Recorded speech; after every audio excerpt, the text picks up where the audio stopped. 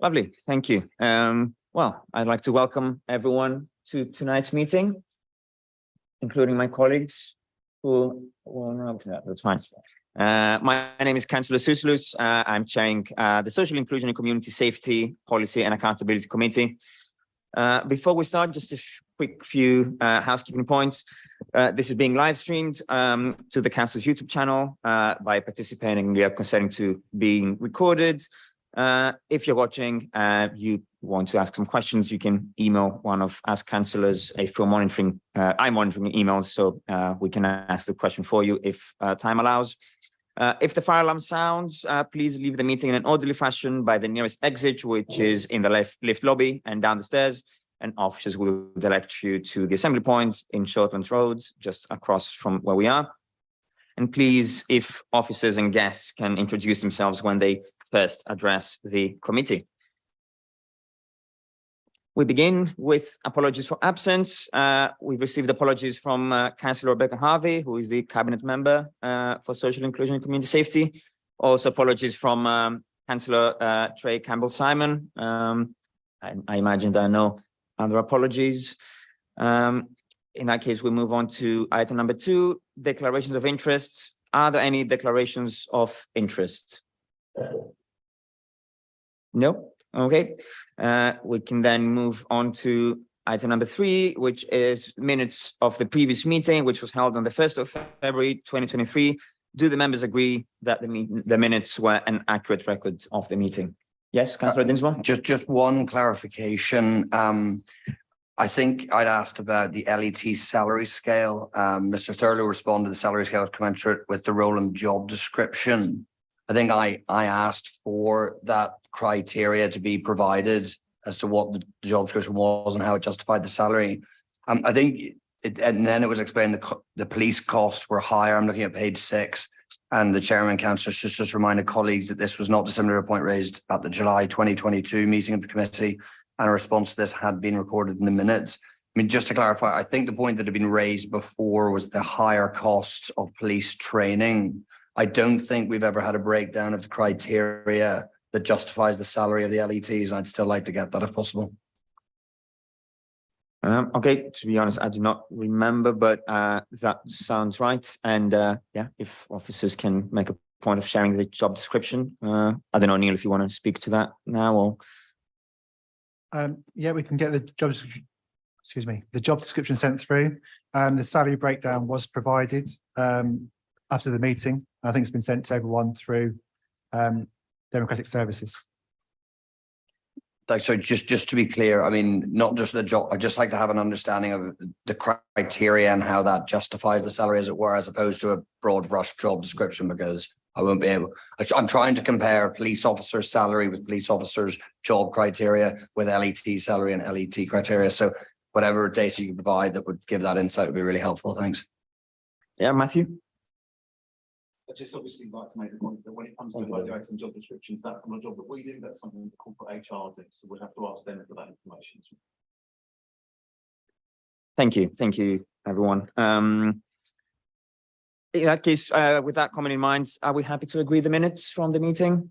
That's okay, the minutes are agreed. And we move on to item number 4, which is the annual performance report for the law enforcement team. Neil Thurlow will introduce the report, and Mo Besith, the manager for the law enforcement team, is also attending. And we also have guests, Marnie Freeman and Grain O'Dwyer. Marnie, I'm not sure. We have guests from Neighbourly Lab here with us. Thank you so much for coming. If you'd like to begin. Yeah, thank you, Chair. So colleagues from Neighbourly Lab are with us as part of the action to talk more about our community engagement work and what they did with us. So to introduce the report before we go straight to questions, obviously it covers a reasonably short period of time between the 2 PACs. So it's quite a brief report. Again, we've tried to highlight, as always, key headlines of actions and work undertaken, including key KPIs that have been looked at previously, as well as our successes. I think, Chair, it's a reasonably brief document. I know that PAC members always read the papers beforehand. So given its brevity, perhaps we go straight to questions and answers. Yeah, I think that's sensible. Do members of the committee have questions on the item number 4 on the law enforcement team and their performance? I understand that the actions from the previous meeting were also shared with Councillor Campbell-Simon and Councillor Mary, respectively. I don't know if you want to follow up on that, but yeah, any questions, and also from members of the public attending. I can ask about the actions from. Yeah, sure. Hello, hi, thanks Mo very much for, in the last committee meeting, I asked for the priority list patrols for the LETs, and thank you for sharing that with me. I'm not sure if other members of the committee have seen that, so if that could also be shared with all the other members of the committee, obviously the GDPR compliant version of that list, which doesn't include any addresses or any details, just to reassure anyone that's watching. But thank you for sharing that. Thank you. Thank you. Any other questions? Just to ask, I mean, we heard at the last meeting about Shepherd's Bush and the action being taken there alongside the police. Are there any further updates, any progress, or how are things progressing on that front?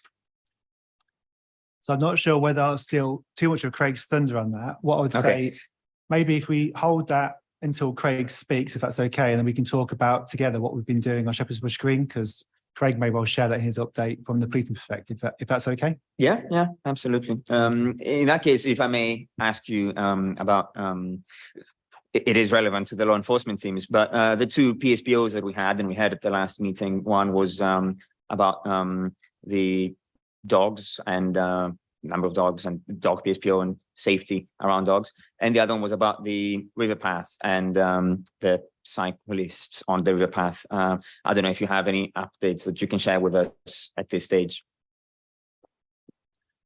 So if I recall previously, Chair, when we came to the last PAC, both were, the dogs had just closed. I think the Thames path was remaining open on consultation for a few more days.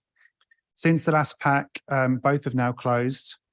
We received over 1,000 responses in regard to the Thames path, and received close to 900 responses in regard to the dogs, which are significant numbers and give us a real tangible flavour for communities' views on that, and to allow us to analyse their responses in regard to support, question and/or change.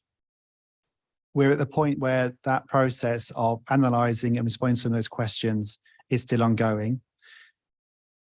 The outcomes of which are not currently known and are not been signed off, and recommendations yet to be made to our lead member for progress and implementation. What I'd maybe suggest, Councillor Sousa, is, if okay, is that given the gap between this PAC and the following, which is in July, it's really important to us that members know the outcome of those PSPOs, and should they be implemented, to understand the timescales and the approach for that. If agreeable, as part of our work, we'll update PAC with that outside of this forum, and obviously update all members should one or both PSPOs be approved, so that you're aware of what's coming and when it's coming in. And we continue to do our work. I think it's worth noting and thanking the members on the PAC, and also members more broadly in their support of the consultation. I think the volume that we received was through to a range of engagement, community promotion, comms, but also we asked members to support us with that. I know that a lot of members did by cascading those surveys to your community groups. So thank you for that. But as soon as we have a decision, I'll make sure that members are aware. Thank you. And in answer to your question, yes, as you said, because the next PAC meeting is a little more than 4 months away, and we would hope that there would be decisions and progress at least being made until that time. If you could just let all the panel members know, and of course we'll share that with our networks again. Thank you. Are there any further questions on this or either items?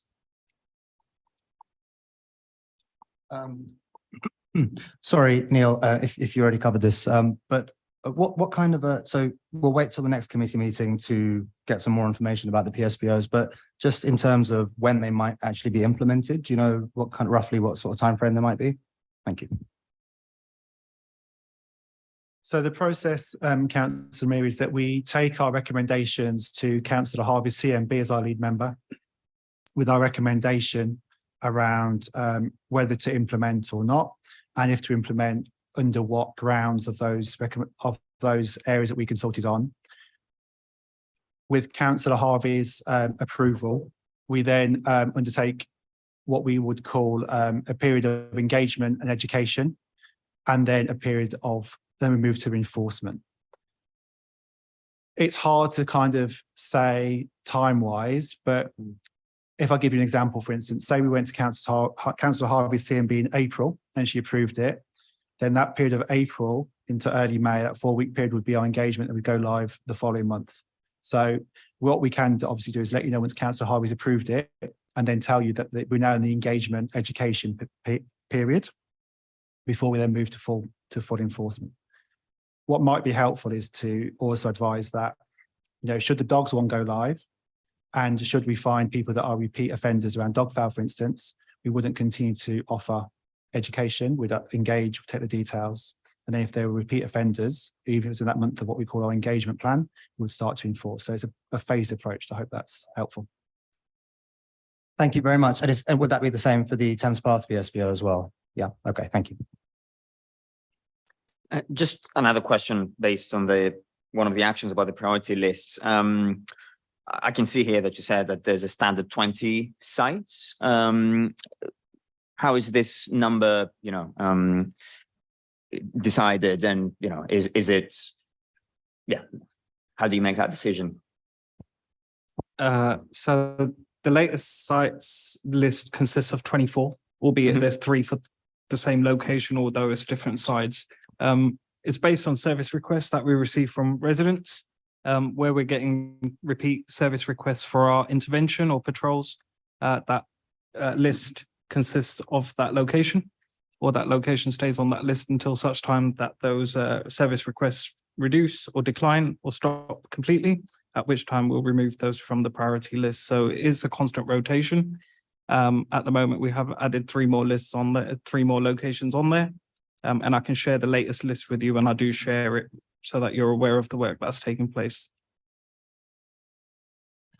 And just to say that in the email that you sent me, it explains that really well, how a location comes on the list, how it comes off, the engagement with the community. So, once that's shared with the rest of the committee, that'll answer that question very well. Yeah, thank you. Thank you. And thank you, Mohan. Yeah, please do share that with us. Any questions? Sharon Tomlin, if you could like to approach the microphone. Yeah, sorry.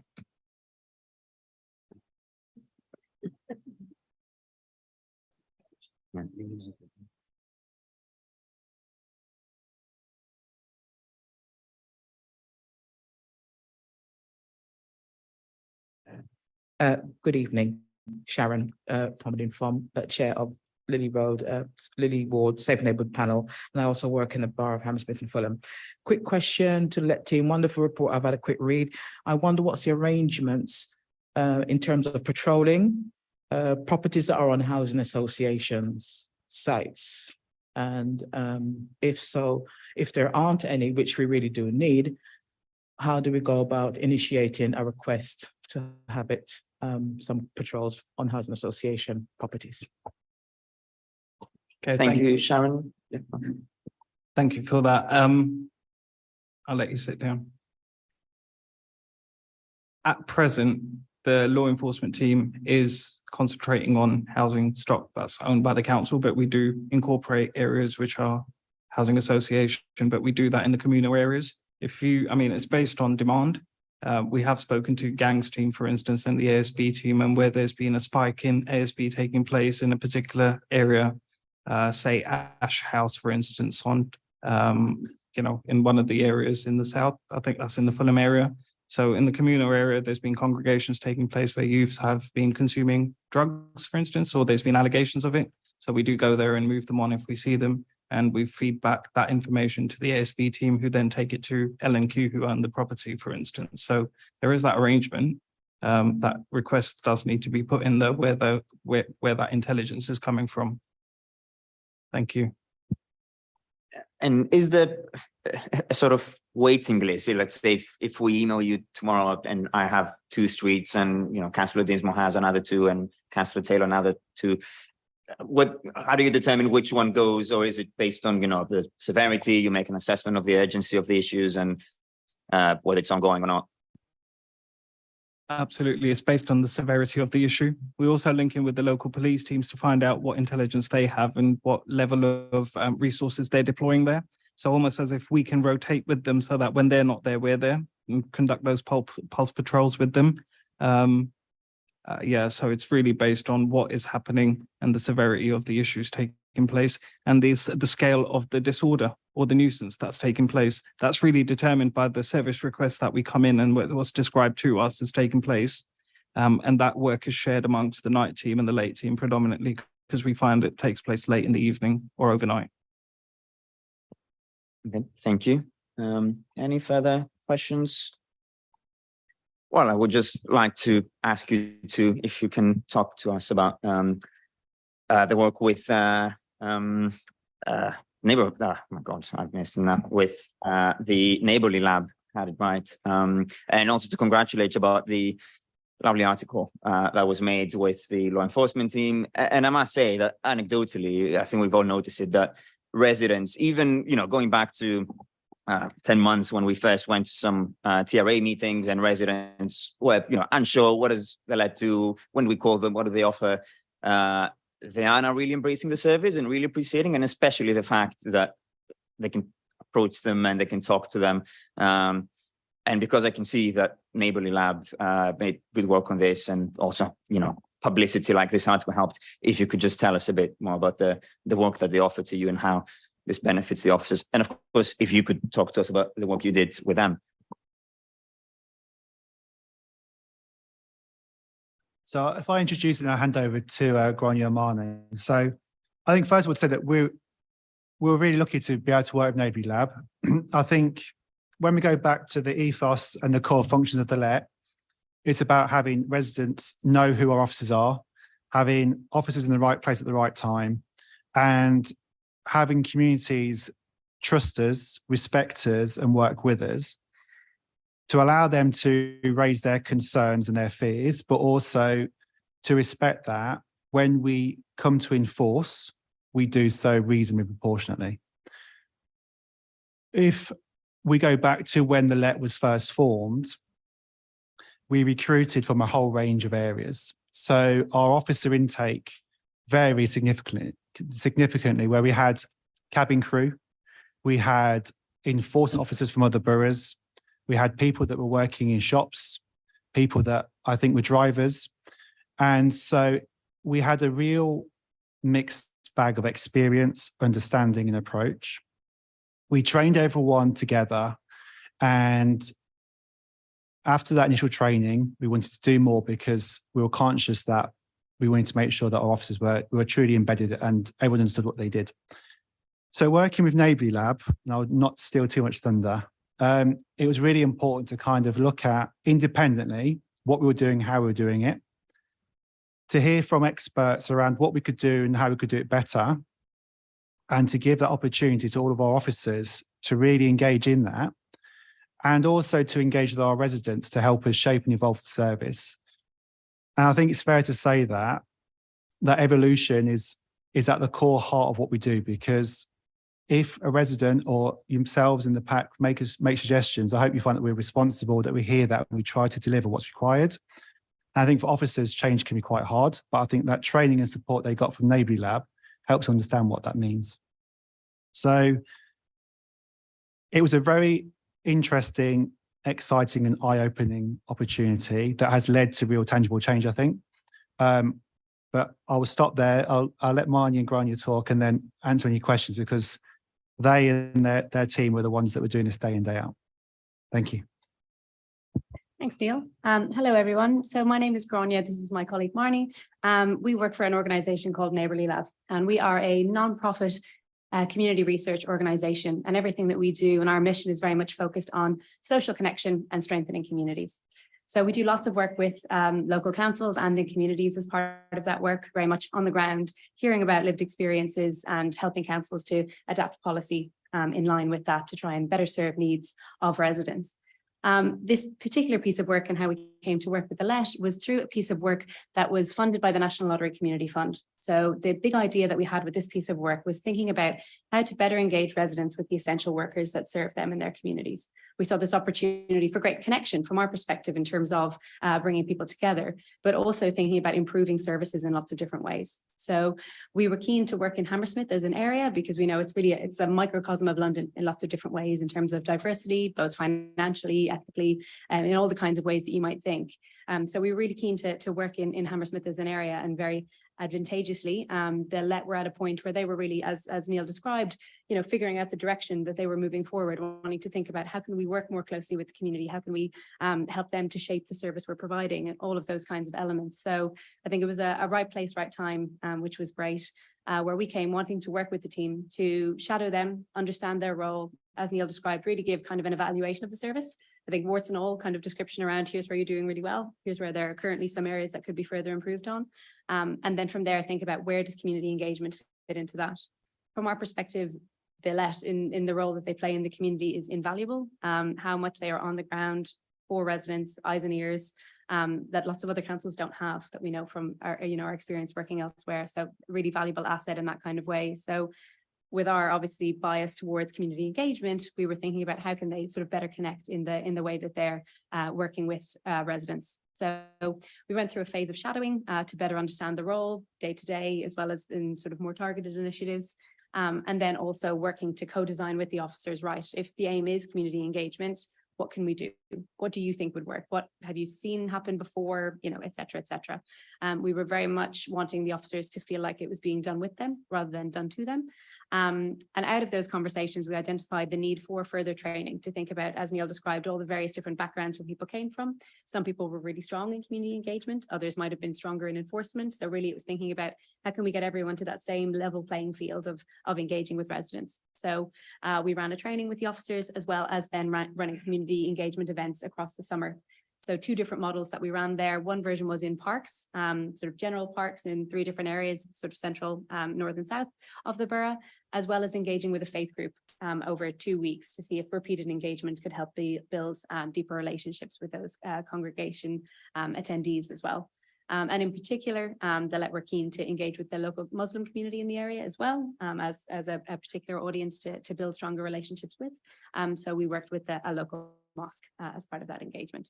And in terms of sort of the highlights of what came out of that work for the officers who intended both elements of the training, there was greater levels of comfort in their role, engaging with residents, working as a team, all of those kinds of elements, as well as increased feelings of safety in their role, which was an interesting finding. But then from the resident perspective of those who came along to the events, it was that sort of greater sense of, what the Let did, obviously, because they would learn more about it, but also just this greater sense of belief in what they do, wanting to report to them, wanting to engage with them, and just having generally more positive perceptions of the service overall, which I believe then was reflected in reporting data that followed the events as well. So there was sort of on the day reporting as well as following. So from our perspective, really positive engagement with the team. They were really open to engaging in this way and really keen to think about how they could serve the community more and work more alongside the community. And yeah, I think it was a real pleasure from our perspective. So unless Marnie, you have anything to add, I'll open up the floor if there's any questions from anybody. Yeah, thank you so much. Any questions? Yeah. Oh, yeah, sure. Thank you. Thanks very much. So you mentioned there that they were interested in engaging with, faith groups and sort of other members of the community. Is there anything specifically to do with the sort of violence against women and girls point, and how the Let's as a law enforcement organization can build trust specifically with that community, which is obviously something that's very relevant at the moment and, everyone's talking about? So that wasn't an audience that we focused specifically on as part of the training. Some of the team had just undergone specific BOG training. I think it was sort of in months prior to what we did. So this was more of a broader community focus, thinking about the young people in the community, thinking about the older people they might engage with, people who might be more resistant to engaging with law enforcement, and try to think sort of in a more creative way around those different types of audiences that the officers run into as part of that. But that is an obvious potential extension of this part of work as well. Sure. Can I just do a little build on that? The content of the training and the way we deliver the training is very much within the same family as trauma-informed work as well. So how we trained the LET to respond to people generally would have been in a very sort of asset-based power with framework that would then translate across. So anybody who was vulnerable would be able to be understood and held space for and listened to, and not pushed in a certain direction. Thank you. Yes, please. Yeah. You want to pull up a chair as well, actually? Just, yeah. Okay, I'll do it for you, but. If you'd like to say your name on the microphone. Thank you, Nikos. I'm Tony Boys. I'm the bend it down a bit like they do in the movies. Yeah, so I'm chairman of a variety of community groups in Fulham Reach Ward, and particularly the chairman of the Safer Neighbourhood Team Ward panel, which meets and is meeting on Thursday, and many people hopefully are going to come along. We've got some significant issues in that ward. So my question was, what you're doing is brilliant. So you're looking to link between the LET and the local communities and the residents of Hammersmith. You didn't mention Fulham, but probably including Fulham as well, which is, I think, about 200,000 people. So, because I got dragged into this years ago, and it struck me that the number of people that you can actually reach in these sort of exercises is quite limited. But there's quite a lot of things already in place. So in the ward panel, we will have representatives from about 7 residents association who probably amongst them represent 5,000 or 7,000 people. But we've never really been used as a messaging route. We get some information, but then there's a complexity we haven't quite overcome yet about whether we can distribute crime information to people. But I think it would be a very, very useful route to help improve trust in the police, particularly now. And maybe we'll do that more. But what you're doing, in fact, I want to steal I've got your names, you'll be on the minutes, but I think your work in how to contact, we've got all sorts of different people in Fulham Reach Ward is 20,000 people, say. So we've got all sorts. We've got the Bayonne Estate, we've got the new developments, we've got offices, we've got shops, we've got everything. And sadly, I'm really, really keen that they all understand what's going on. So all this stuff, more people turn up at these sort of things, and they get a bit, because you can't really criticize unless you're involved, and you shouldn't be missing out on what's happening, because there's quite a lot of good stuff going on. So that was a long preamble to say, can we get you guys involved a little bit with what we do through the RAs? Is that a part of your brief? Not currently, but that's not to say that it couldn't be. I think that the point that you make there in terms of wide reach is a really interesting point. I think in terms of more engagement at ward panels, absolutely, that's one way to reach residents. We also really see the value though in they have teams of officers that patrol the street every single day, and the sort of the small interactions that you can have in your day-to-day patrol while there's such great footfall coverage can have a real big impact in terms of if I'm on the estate and I say hello to someone 5 times and start to build that relationship. We did it sort of intercept interviews, just where we grabbed residents and had a conversation with them, a few questions throughout the course of the research, just to get their opinions before we got started, as well as at the events and following. And there was examples of residents mentioning from estates and from all over, our local officer did this. We've noticed that, we've noticed this. So that the officers themselves are having reach, definitely, as you say, lots of methods to make it even wider. But I think having the patrol is really valuable part of their work too, if you can dial up that element. So your sample size, if you like, the number of people that you bumped into would have been in the low hundreds and nowhere in the thousands. So that's the other side of my question is, how do we get good messaging or where the LET is seen and perceived? And I'll give me a bit of a pat. They're starting to have an impact now. We are seeing the impact on the streets more.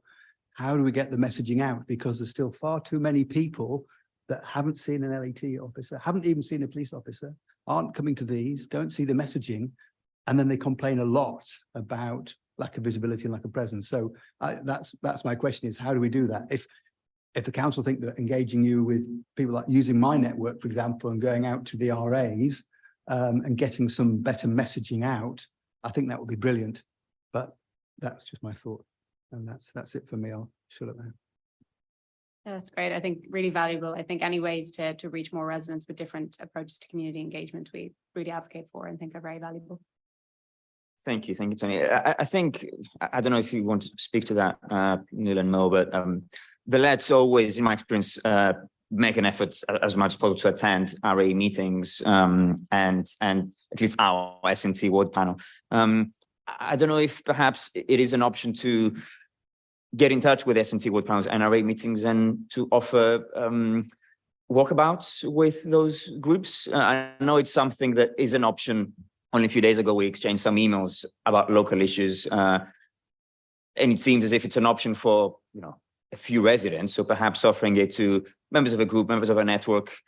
I do not know how manageable it would be for 20 people starting to be there, but maybe it's something worth exploring.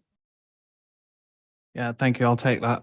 So there's 2 or 3 different things that we do to reach out to as many people as possible. So one is we have ward-based email addresses, which you can email, and our ward-based officer will come and meet whoever wants to meet the person to discuss the issues at their convenience. The other option is we do attend when invited to the ward panel meetings. We try to do that as often as possible. And the third and final thing is we have library surgeries on a Monday, first, second and third Monday. So Fulham would be the third Monday at Fulham Library or second Monday at Hammersmith Library. So the staff are available if you want to go and meet them at the libraries on a Monday. But like I said, Mr. Boys, if you want us to come and see you at a time and place of your convenience, I can take your details and I can have someone contact you. Alternatively, you can contact us at your convenience. You guys already come. And that's a good start. So you're at the ward panels, which is excellent. This is my fault. I don't think I'll give you enough space there to actually publicize your messaging. So our format is quite old still. We still look at the crime stats for the area, and then we sort of go around the table, and frankly, we have a slightly unstructured, informal emotion letting, which is people like, but it's not all that helpful. And then I don't think I've given you your own slot on the agenda. I think we should try and do that, and then you can put forward the messaging about what you're doing. I mean, there's point issues, of course. Ours. We've got the one of motorized vehicles on the river path, which is dangerous and still continues, and we've got car break-ins and lots of other things. So you can pick up those issues and show your impact there, which is great. And then that messaging does go out. It goes out to all the RAs. It goes out to Charing Cross Hospital, all of the workers there through their security teams as well. So all of those, and there are 40 of those across the borough. So again, it's the same thing. If we leverage the power of the connections we've got in place there, I think that could be quite useful. But I promise I'll give you a good slot on Thursday, and you can only about 15 minutes, but yeah. Okay. Thank you. Yeah, and I think part of the point that Mr. Boyce is making is also that because it's still the early sort of days of the service, being proactive rather than waiting for people to contact the lads is even more important. That's why I'm suggesting, walkabout perhaps at this, as we did with councillors, perhaps if we are now at a point where we can extend it to residents and then groups of residents, and then I think that would be beneficial. And just on your point, Neil, about the committee and the lad come to the committee, I think we all appreciate the fact that we have our own force, that we can, you can come to the committee, we can ask these questions, we can make suggestions, whether it's about training or about where you should be focusing. I think that's something very new and almost unique to us as Hammersmith Fulham Council, and something that this accountability is something we appreciate, and especially with what we've heard today and what I'm sure we'll discuss later, is something that marks us out, and definitely something that is a unique and very valuable feature of the law enforcement teams. Any final contributions? Neil, yeah, if you'd like to. Thank you. Just to add a little bit more, if I can. So obviously the let is 24/7. And so what we'll always make sure is that if a resident or anyone wants to do a patrol, even if it's at 3 o'clock in the morning, we can arrange that. That's the beauty of the let service. We are out every weekend during March as part of International Women's Month that we're celebrating, 6 p.m. till midnight, engaging as many women as we can around the Vorg matter. But that doesn't have to just be around the Vorg. So our comms, and we can, it's always about how can we engage. If people come up to us and say, we'd like you to come to Ward Panel, thank you, Tony, for your offer to give us allocated time, that's really welcome. And we can promote that and share that. So we will be as engaged, and we'll support as much as we can. And yeah, Tony, if your colleagues, you're the chairs across the borough, can also give us allocated time, or the specifics that you want us to come and talk about, let us know in advance so that we can make sure that we come fully primed and we can give you that best response we can. And we work closely with Craig and his teams to make sure that we're at the panel meetings as well. So there's plenty of opportunity. I think the challenge around how we do that, whether it's about that residents coming to us, always going to them, is a valid one. And that's why working with Grania, Marnie and the team is helping us to kind of think that through. But we're always available should anyone want to spend some time with us.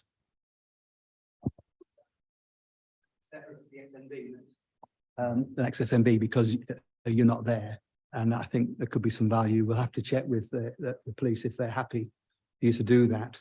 But then you could get into the other ward panels. I've actually been quite proactive, and you're doing well. And there's high visibility on the patrolling around the back of Frank Banfield Park, as you know, et cetera. So there's some good messaging anyway there. But we're only one ward, and you're dead right. If we can get you into all the other wards, that would be fantastic. I'm going to stay here now. Good. Thank you. Sharon, I don't know if you want to add something.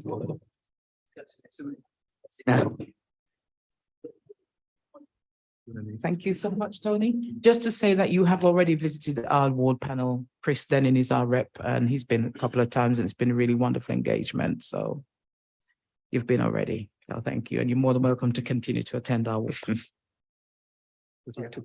Thank you, Sharon, and thank you both, and thank you to our guests from Neighbourly Lab. Are the members of the committee happy to note their reports? Yep. Thank you so much. In that case, we move on to item 5, which is the police input briefing document, and I would like to invite Superintendent Craig Knight to introduce the report. If you'd like to take a couple of minutes.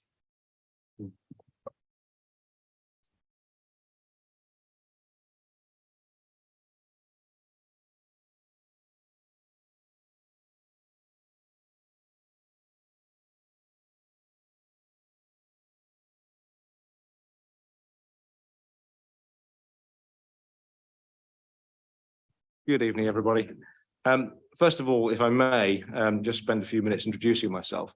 My name is Craig Knight. I am the newly appointed, I think I officially start week today, neighbourhood superintendent for Hammersmith and Fulham.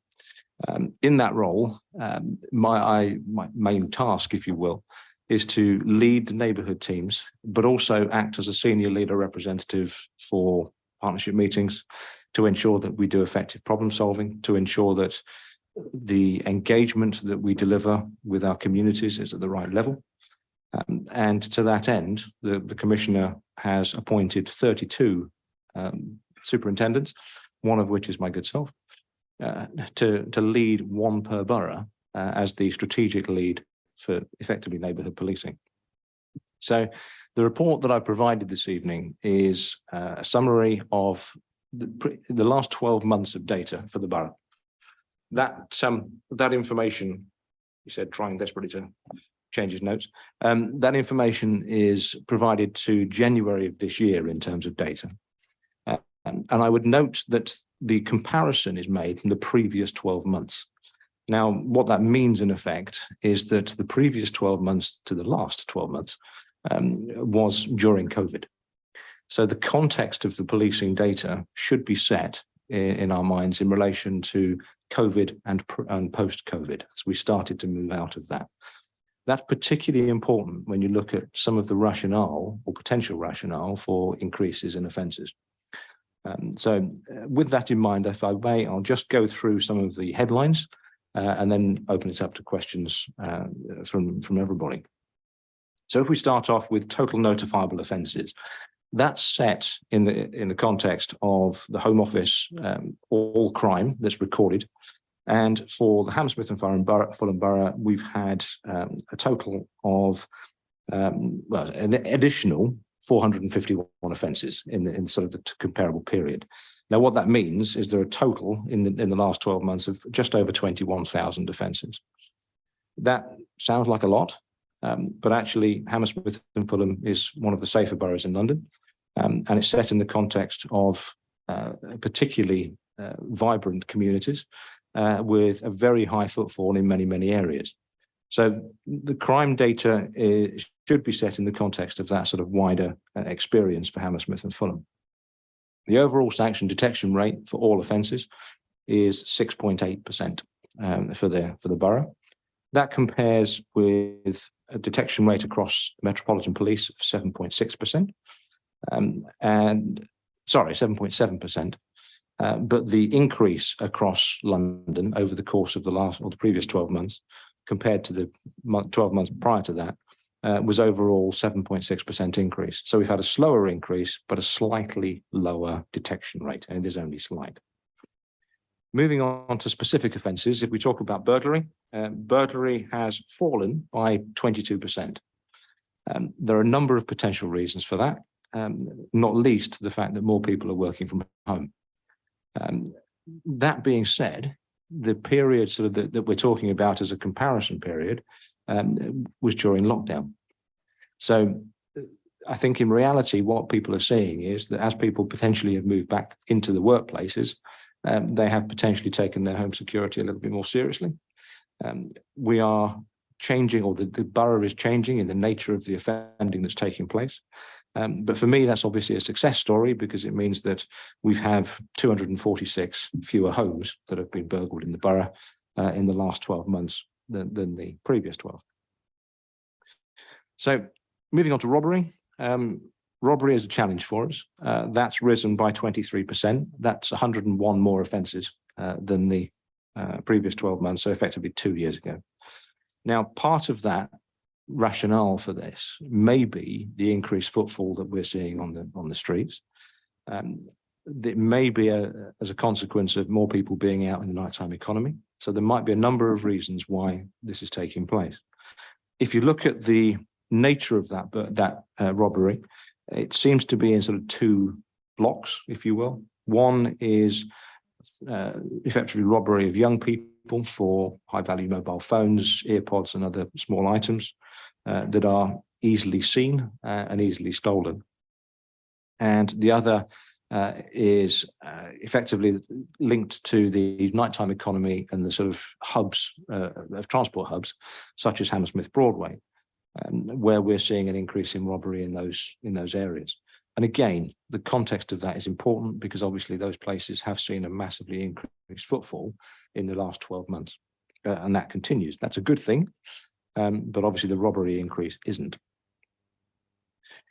With regard to sexual offending, that's risen by around 7.3% to a total of 602 offences across the last 12 months. I think it's important to again set some context around this. Some of the increased reporting should be seen as a positive, particularly in relation to violence against women and girls. That obviously is set in the context of what's happened today with the Baroness Casey report. The Metropolitan Police, local authority and others have done a great deal in relation to violence against women and girls. And I think it's a credit to both of our services that we are doing what we are doing, but there's always more that can be done. I am absolutely passionate about reducing that offence type. It's something that actually is incredibly important to my staff. And I think if you look at the findings within the Baroness Casey review, That is echoed in the communities that we serve, and we have to be transparent right now. We have to be open to that report. We have to respond to that and do so in the context of actually we are still serving the public day in, day out. And we must ensure that offences as serious as violence against women and girls are taken seriously by us and are dealt with as in the most effective way possible. The overall detection rate for violence against women and girls is around 8.6%. That's very much dependent on the type of offence, and it's very much dependent on the context in which it's reported. The critical thing for us as a police service is to get reports as early as practical to ensure that we have the best possible opportunity to detect and deal with those offences. And obviously, some of those violence against women and girls offences will be in relation to domestic abuse. More broadly, violence against the person has also increased by 1% to 5,444 offences across the previous 12 months. Notably, we've had no homicide offences, although we've had an individual charged for grievous bodily harm after they effectively beat an individual in the street, and that person subsequently died. But they were charged with GBH and not homicide. So the detection rate for homicide is 87.5%. And it's important to stress that those offences, including the GBH, which I've just mentioned, that was detected, the individual was charged and is currently serving time in prison as a result of that offence. So the detection rate for the most serious of offences, homicide, is very, very good in London. Long may that continue. And I would stress that no homicide ever is filed under any circumstances. And if new information comes to light, obviously that will be acted on by the Metropolitan Police very, very quickly. Moving on to theft of motor vehicle, that's seen a rise of around 18%, of 18% in the last 12 months, to a total of just over 3,000 offences. I know this is a challenge, and we've spoken, police and partners have spoken about this and how we tackle this over the course of the next 12, 18 months. It's an offence which requires a lot of communication to the public around what is potentially left in vehicles. But I appreciate that nobody wants their car broken into, and certainly no one wants their car stolen. And when that happens, it's a horrible offence to have to go through. So I do take this very seriously. We do have to, however, I think, ensure that the limited resources we have available, both as partners and police, are constructively utilised to the best possible effect in relation to this. And I think communication is really critical in ensuring that we reduce as many of those offences and the opportunities for offending as far as possible. And then police, particularly, target those areas where this is prevalent and do so both with covert and overt means to ensure that these offences are detected. And we are using those powers at the moment, both in Hammersmith and Fulham, in relation to active patrols in hotspot areas around auto crime. Stop and search, often a contentious issue. We conducted just under 4,000 stop and searches in the last 12 months. The majority of those relate to drug offences. I'm happy to discuss that more widely as to the rationale for that. Importantly, I think, as a borough, we achieved a 30% positive outcome rate. That means that we either found something or we achieved something that was designed from that stop and search. Doesn't always lead to an arrest, but we deal with it in a proportionate way. But 30% of those searches that we conducted led to something being found. I think it's also important to stress that the other 70% weren't failures by the police. The fact that stop and search is a preventative tool means that we often need to utilise stop and search to prevent crime.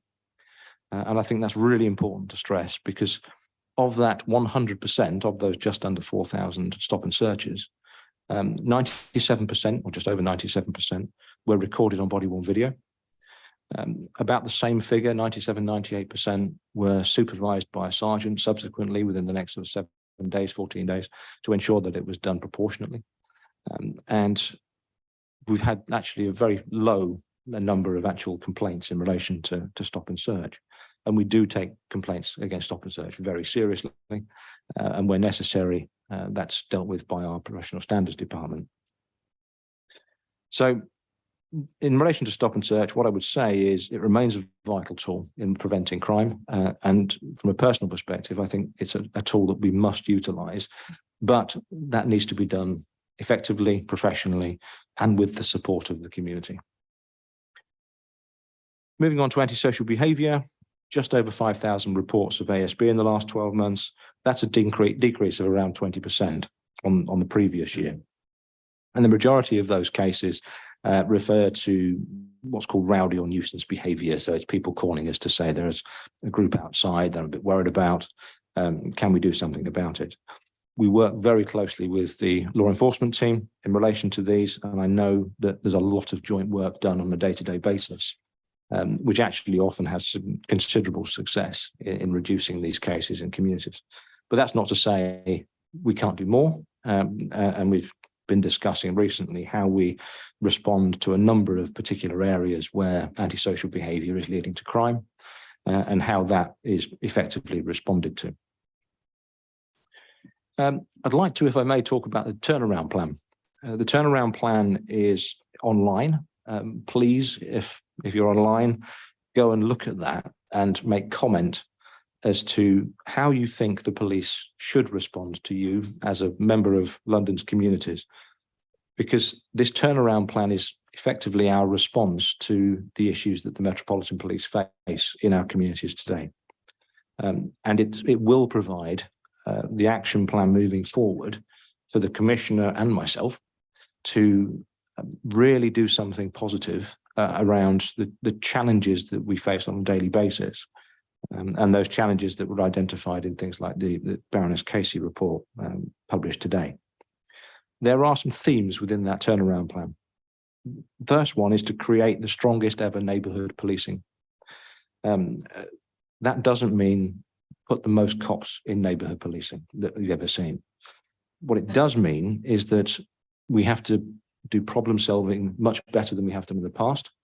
We have to respond to communities better than we've ever done. And we have to ensure that we are proactive and evidence-based in that response.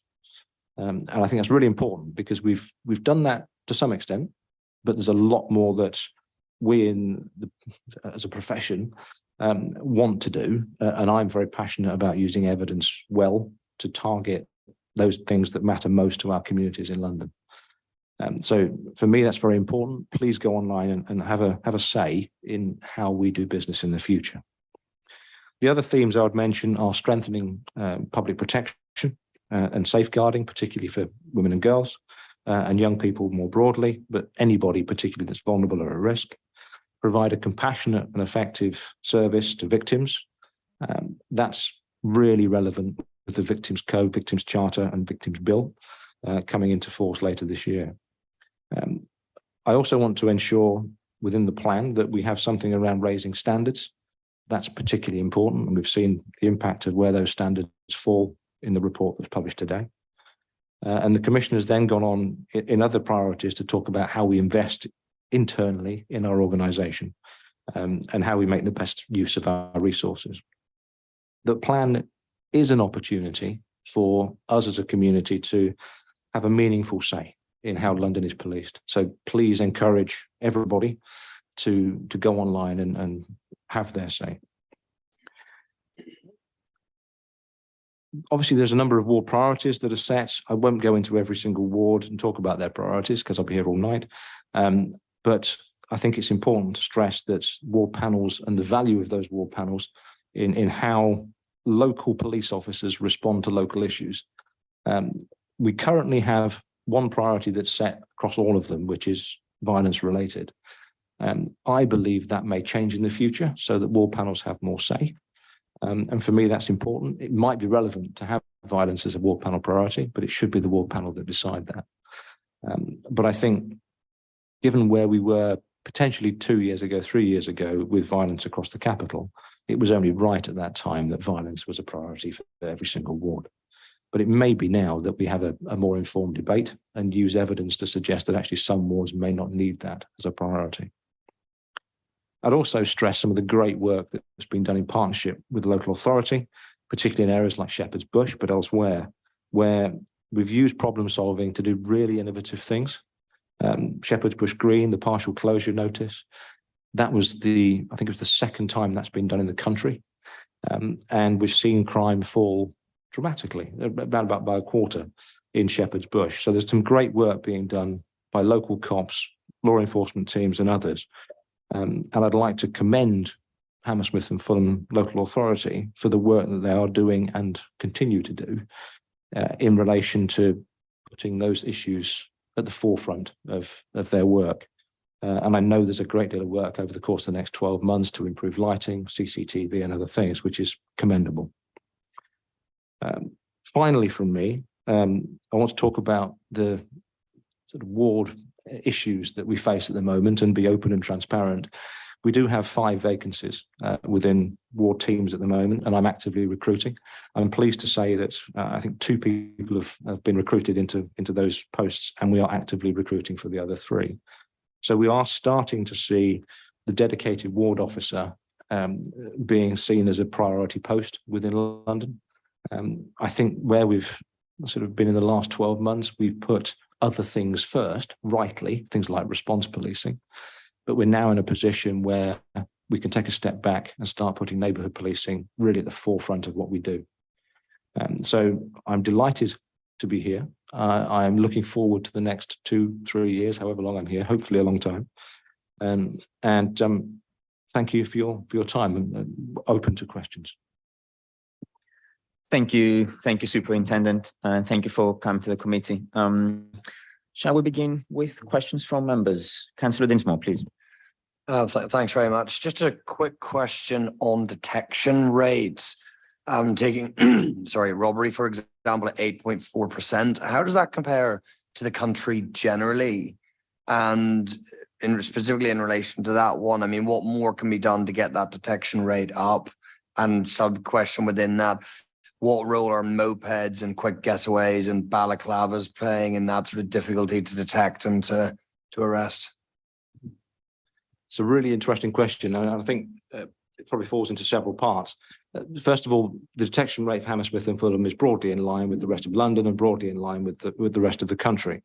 So I'm not currently concerned that as a borough we're falling below the detection rates at the moment, but those detection rates are low, and we have to do more to try and improve that. In relation to the types of offences, actually moped-enabled offences have fallen dramatically over the course of the last 2 years. E-scooters, equally, they're not dramatically seen as a tool for robberies.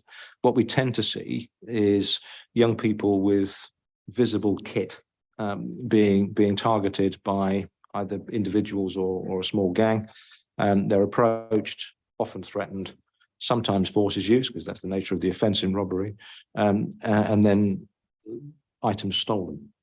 So for me, it's important that we identify the individuals responsible. Some of them are organised criminal gangs, but not all. Some of it's opportunist. We ensure that we target those areas where we have identified sort of hotspots, if you will. But those hotspots of policing, for policing, need to be done very sensitively, because the tools that we utilise, things like stop and search, are then used in those hotspots. So we need to understand the tactics that we're adopting in those areas. And what I would say is there are some really good preventative tools, CCTV, for example. What we do need to be clear on is when we use CCTV, the signage often is, and we've seen from sort of reports on CCTV and how it's utilised, the signage often needs to be renewed quite regularly to ensure that the public, the individuals who are committing crime, see something slightly different in the community, because the deterrent factor of having CCTV goes away as people get used to it. That doesn't mean that we can't detect it, and it's a really useful tool. But far too many times in society, we've seen CCTV facing the wrong way or whatever it may be. That's human nature. We can't help that. But I think what we can do is change the environment so it makes it more difficult for offenders to operate. So communication, signage, visible policing, and also the non-visible policing aspects, so officers on foot patrol. We're utilising bike patrols, We don't have e-scooters for obvious reasons. They're currently illegal to use on the road and pavement. And we're not going to do that certainly foreseeable future.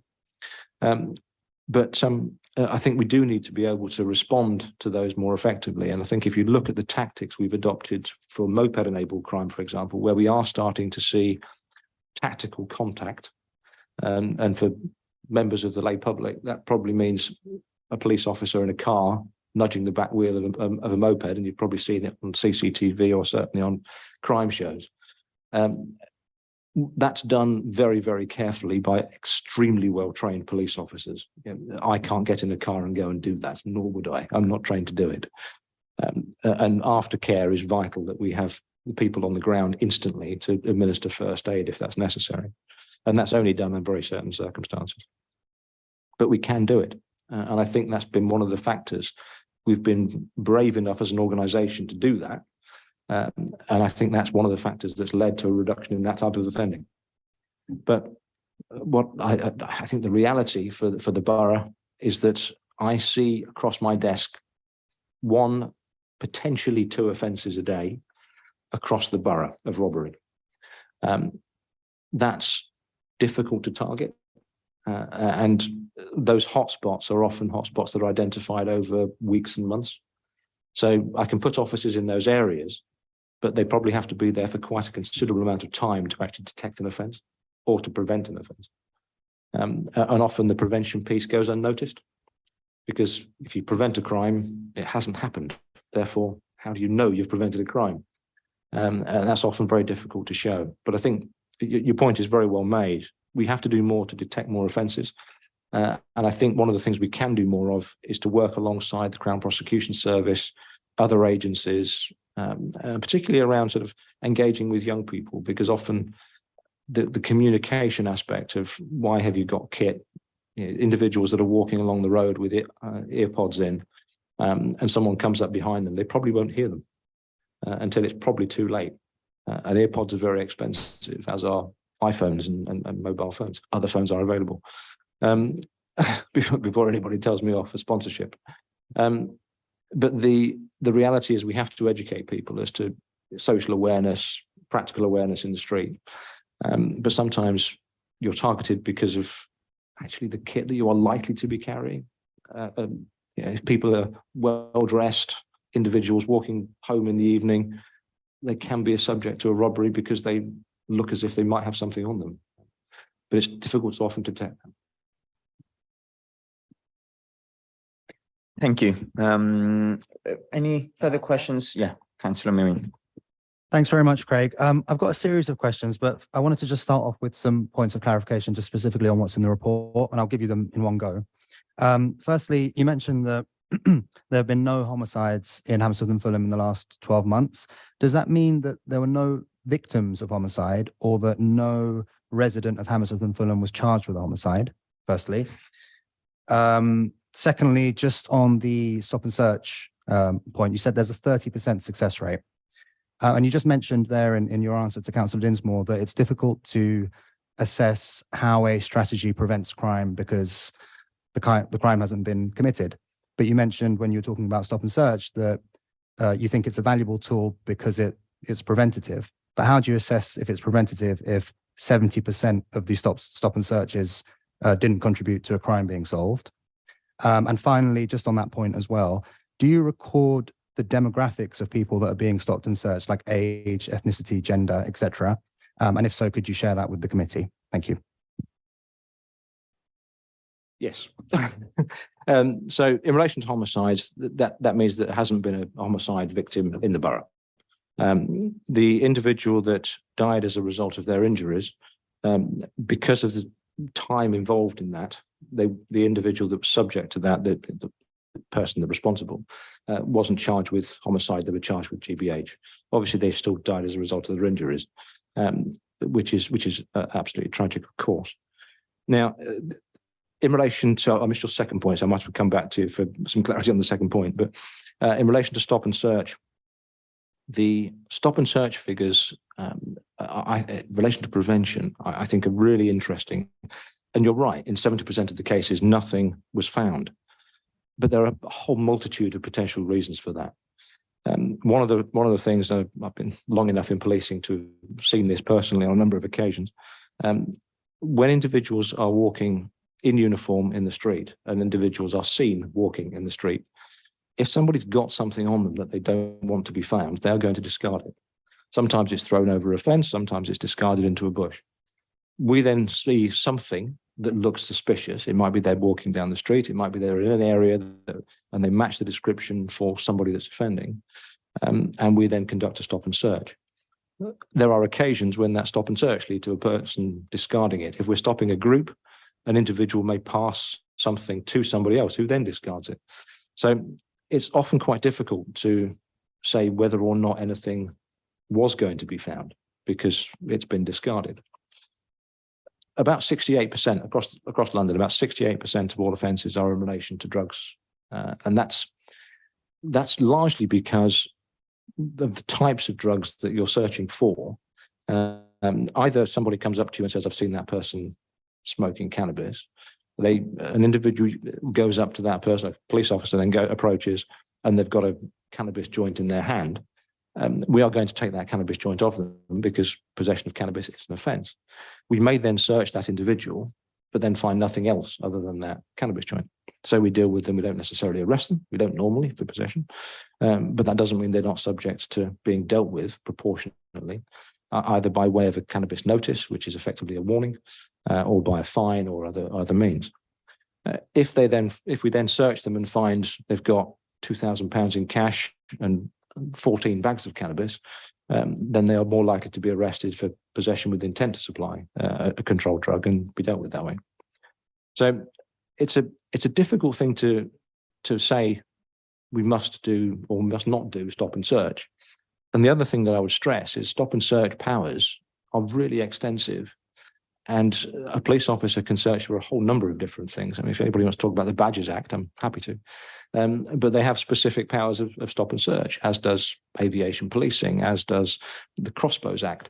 There are loads and loads of different bits of legislation that allow you to stop and search both a car and individuals. And often when we're searching individuals, it's because we are in an area patrolling and we are there to prevent crime. And if we're talking about robbery offences where an individual has been using a knife, we want to try and find that knife and the individual responsible. That doesn't mean that we're going to instantly find that person by pointing at a crowd of people in the street and go, it must be you, go up to them and find 100% of the time we're right. We're not that good. And I don't think anybody with any sort of human nature is ever that good. I think a 30% positive outcome rate is actually very good. If you look across the country at positive outcome rates, they're much lower than that often. Sometimes a bit higher. It depends on the experience of the officer, the sorts of area that you're policing and so on and so forth. But I think the outcome rate actually is quite good in that. And I think it's something that I'm happy to debate. And I know that I've spoken to the local authority in the past, and Neil and Matthew and I have discussed working, and we are currently working on a stop and search report, which I'm more than happy to present as and when that's ready to the local authority and more widely to the public to say, this is how we're doing it. Your final point about proportionality and whether or not we record, yes, we do. We ask individuals for their details. They don't have to provide it, but we ask individuals for their details, and when they choose to, we add that in terms of their own self-defined ethnicity, age, and so on. If we don't have that, then we make an educated guess based on what we can see. We write that down. And obviously the body-worn video allows us to capture that and to just check it. So a supervisor will check that. It's important to stress the supervisor doesn't check every single stop and search body-worn video because there's a lot of footage and we would do nothing else if we did. But we do a random sample, and it's normally about 1 in every 20 stop and searches that we do randomly. And obviously sergeants have a small team and they will know who best, based on their experience and other things, to focus that level of supervision on. But obviously we also respond to complaints. You raised the second point, and I'm sorry I didn't write it down. I think you've answered all of the points. So it was just about homicide, and then how do you assess if it's preventative, stop and search, and then the demographics as well. Just a follow-up question. The body body cam footage, Hmm. how long is that on a system for before it gets deleted? So at the moment, it's 30 days. If somebody makes a complaint within that 30 days, it's then retained. So it's retained obviously for as long as necessary to deal with it. And if it's in relation to a serious offence, it's normally kept for 7 years. 7 years? 7 years. Okay. So if in relation to a homicide, for example, that body worn footage is recorded and kept for 7 years. Automatically, regardless of if someone, Automatically, yeah. and we can extend that at any point. Yeah. Okay. All right. Thank you. A question for me, just to stay on the stop and search area. Are your policemen making sure that the people who are stopped and searched made aware of their rights and how they can make a complaint, how they can access the body worn video? Is this something that officers are trained and perhaps will go out of their way to do to people that stop and search? That's a great question. Thank you. The answer is yes. So every time we conduct a stop and search, we are by law required to do certain things. We have to identify ourselves. If we're not in uniform, we have to provide a warrant card. But certainly, I am Superintendent Craig Knight. I am based at this police station, Hammersmith.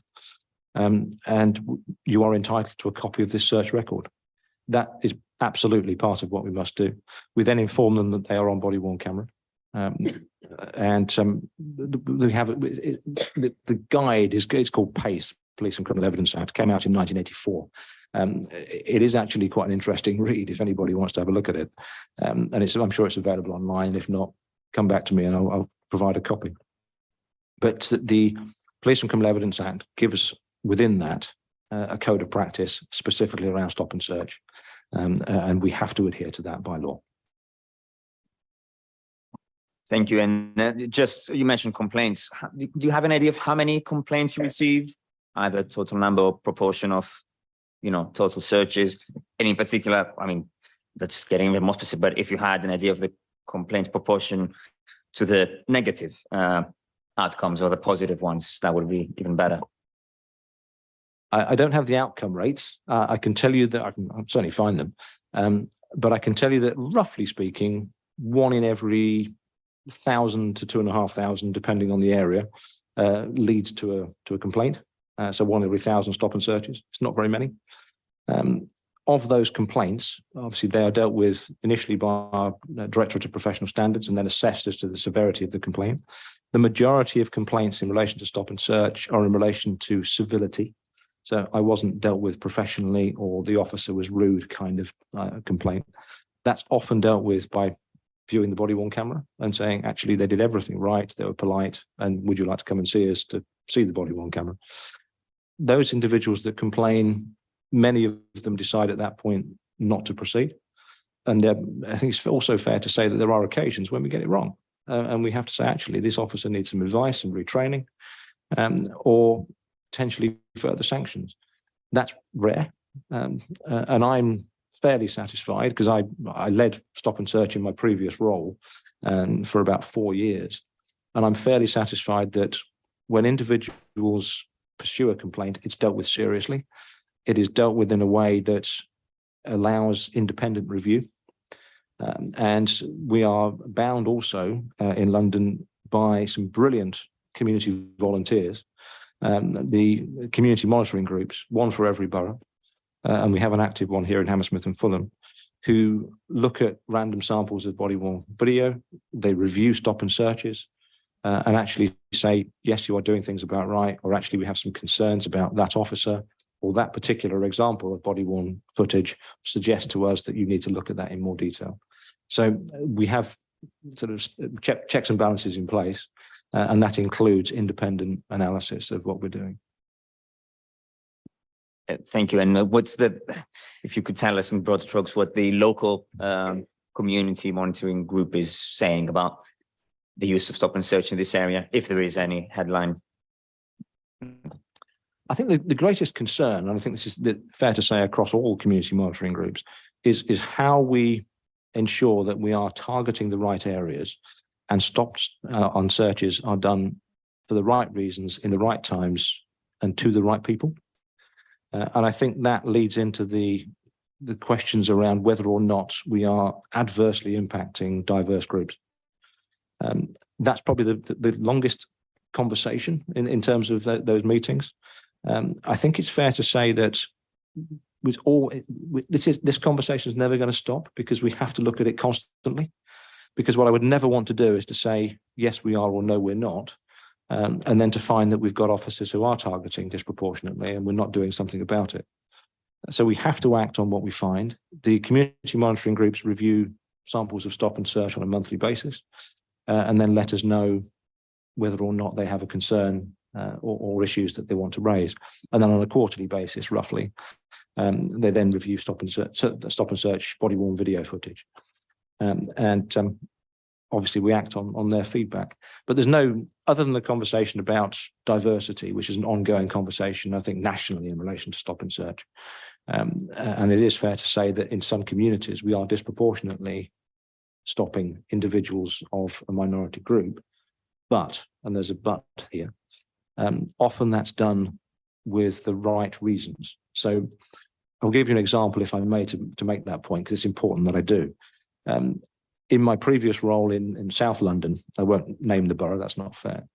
But in my previous role in South London, we found that officers were stopping, in this particular community, 84% of stops were against young black men between the ages of 14 and 22. But, and here is the but, 87% of all robbery suspects identified by their victims, not by us, were young black men between the ages of 14 and 32 in that community. If we then put that into the context of further south in that borough, if we were stopping 87% of young black men of the same age group in that community, so a different ward, I would have a serious issue, because the crime in that area was predominantly being committed, was burglary in terms of the particular ward that I'm thinking about. It was predominantly being committed by men between the ages of 30 and 50. If we were stopping 84%, 85% of young black men in that community, we would absolutely be doing something wrong. And I would absolutely rightly be held to account for that. But we weren't, because obviously the community monitoring group and I check, and we were stopping actually men between the ages of 30 and 50 that matched broadly the descriptions of burglars. And we were stopping the right type of demographic in that community to target the right level of offending that we were getting. Councillor Mooney. Thank you. Obviously, without going into specifics, the example you just gave of 85% of stops and searches in the South London Borough were young black men and 87% of the robberies were young black men. What was the success rate there? Because if it was 30% like it is here, then my concern is that 70% of those 84 young black men were not actually involved in a crime. And, you know, that would then cause some of the problems that we're hearing about today.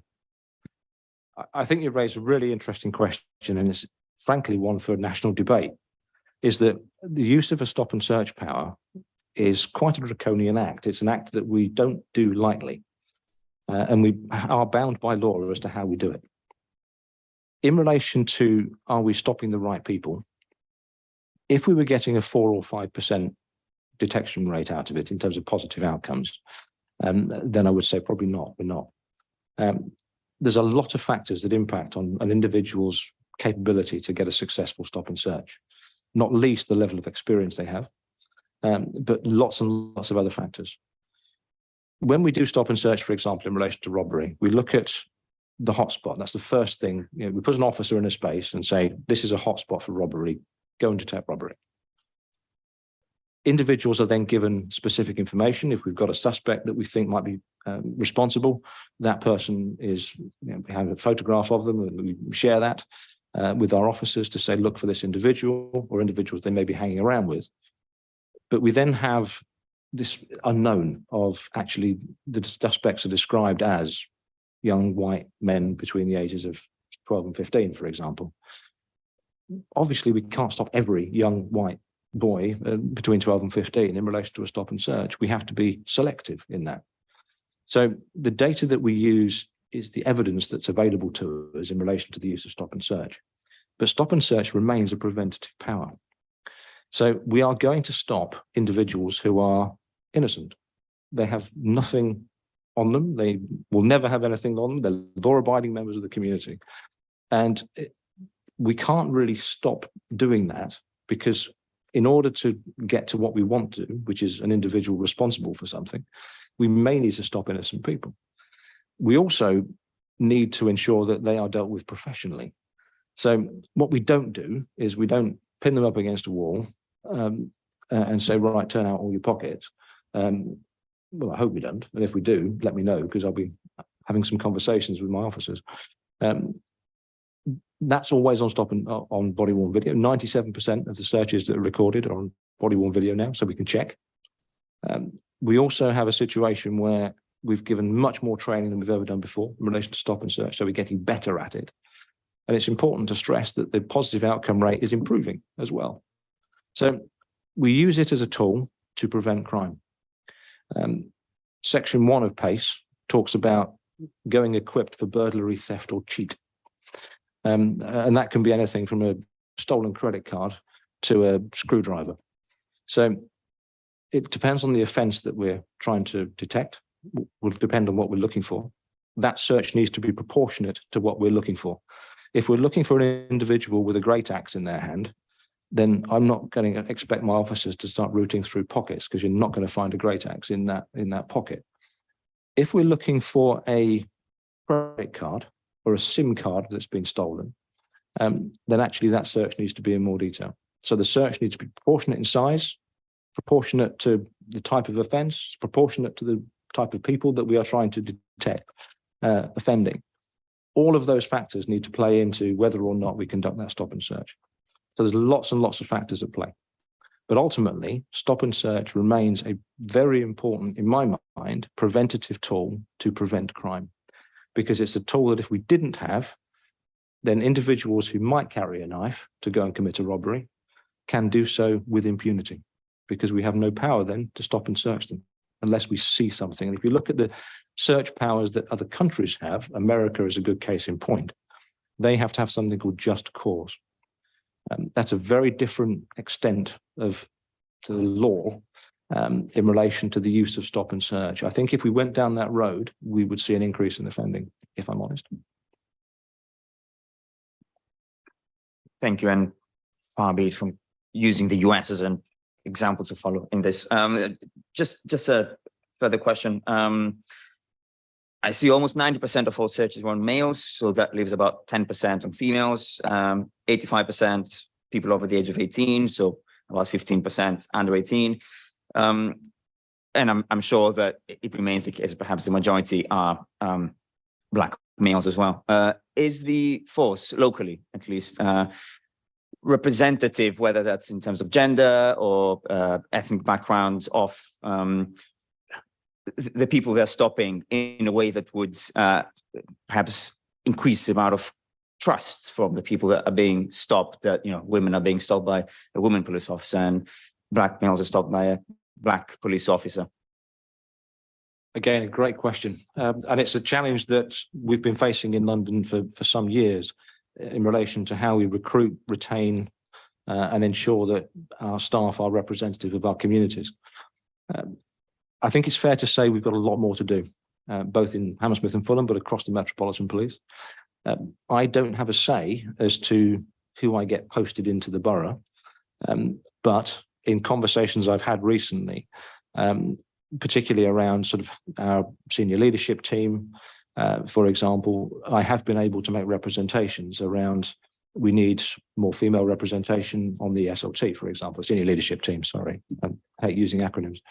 In relation to women in policing, it's around 30%, roughly. Depends on the role.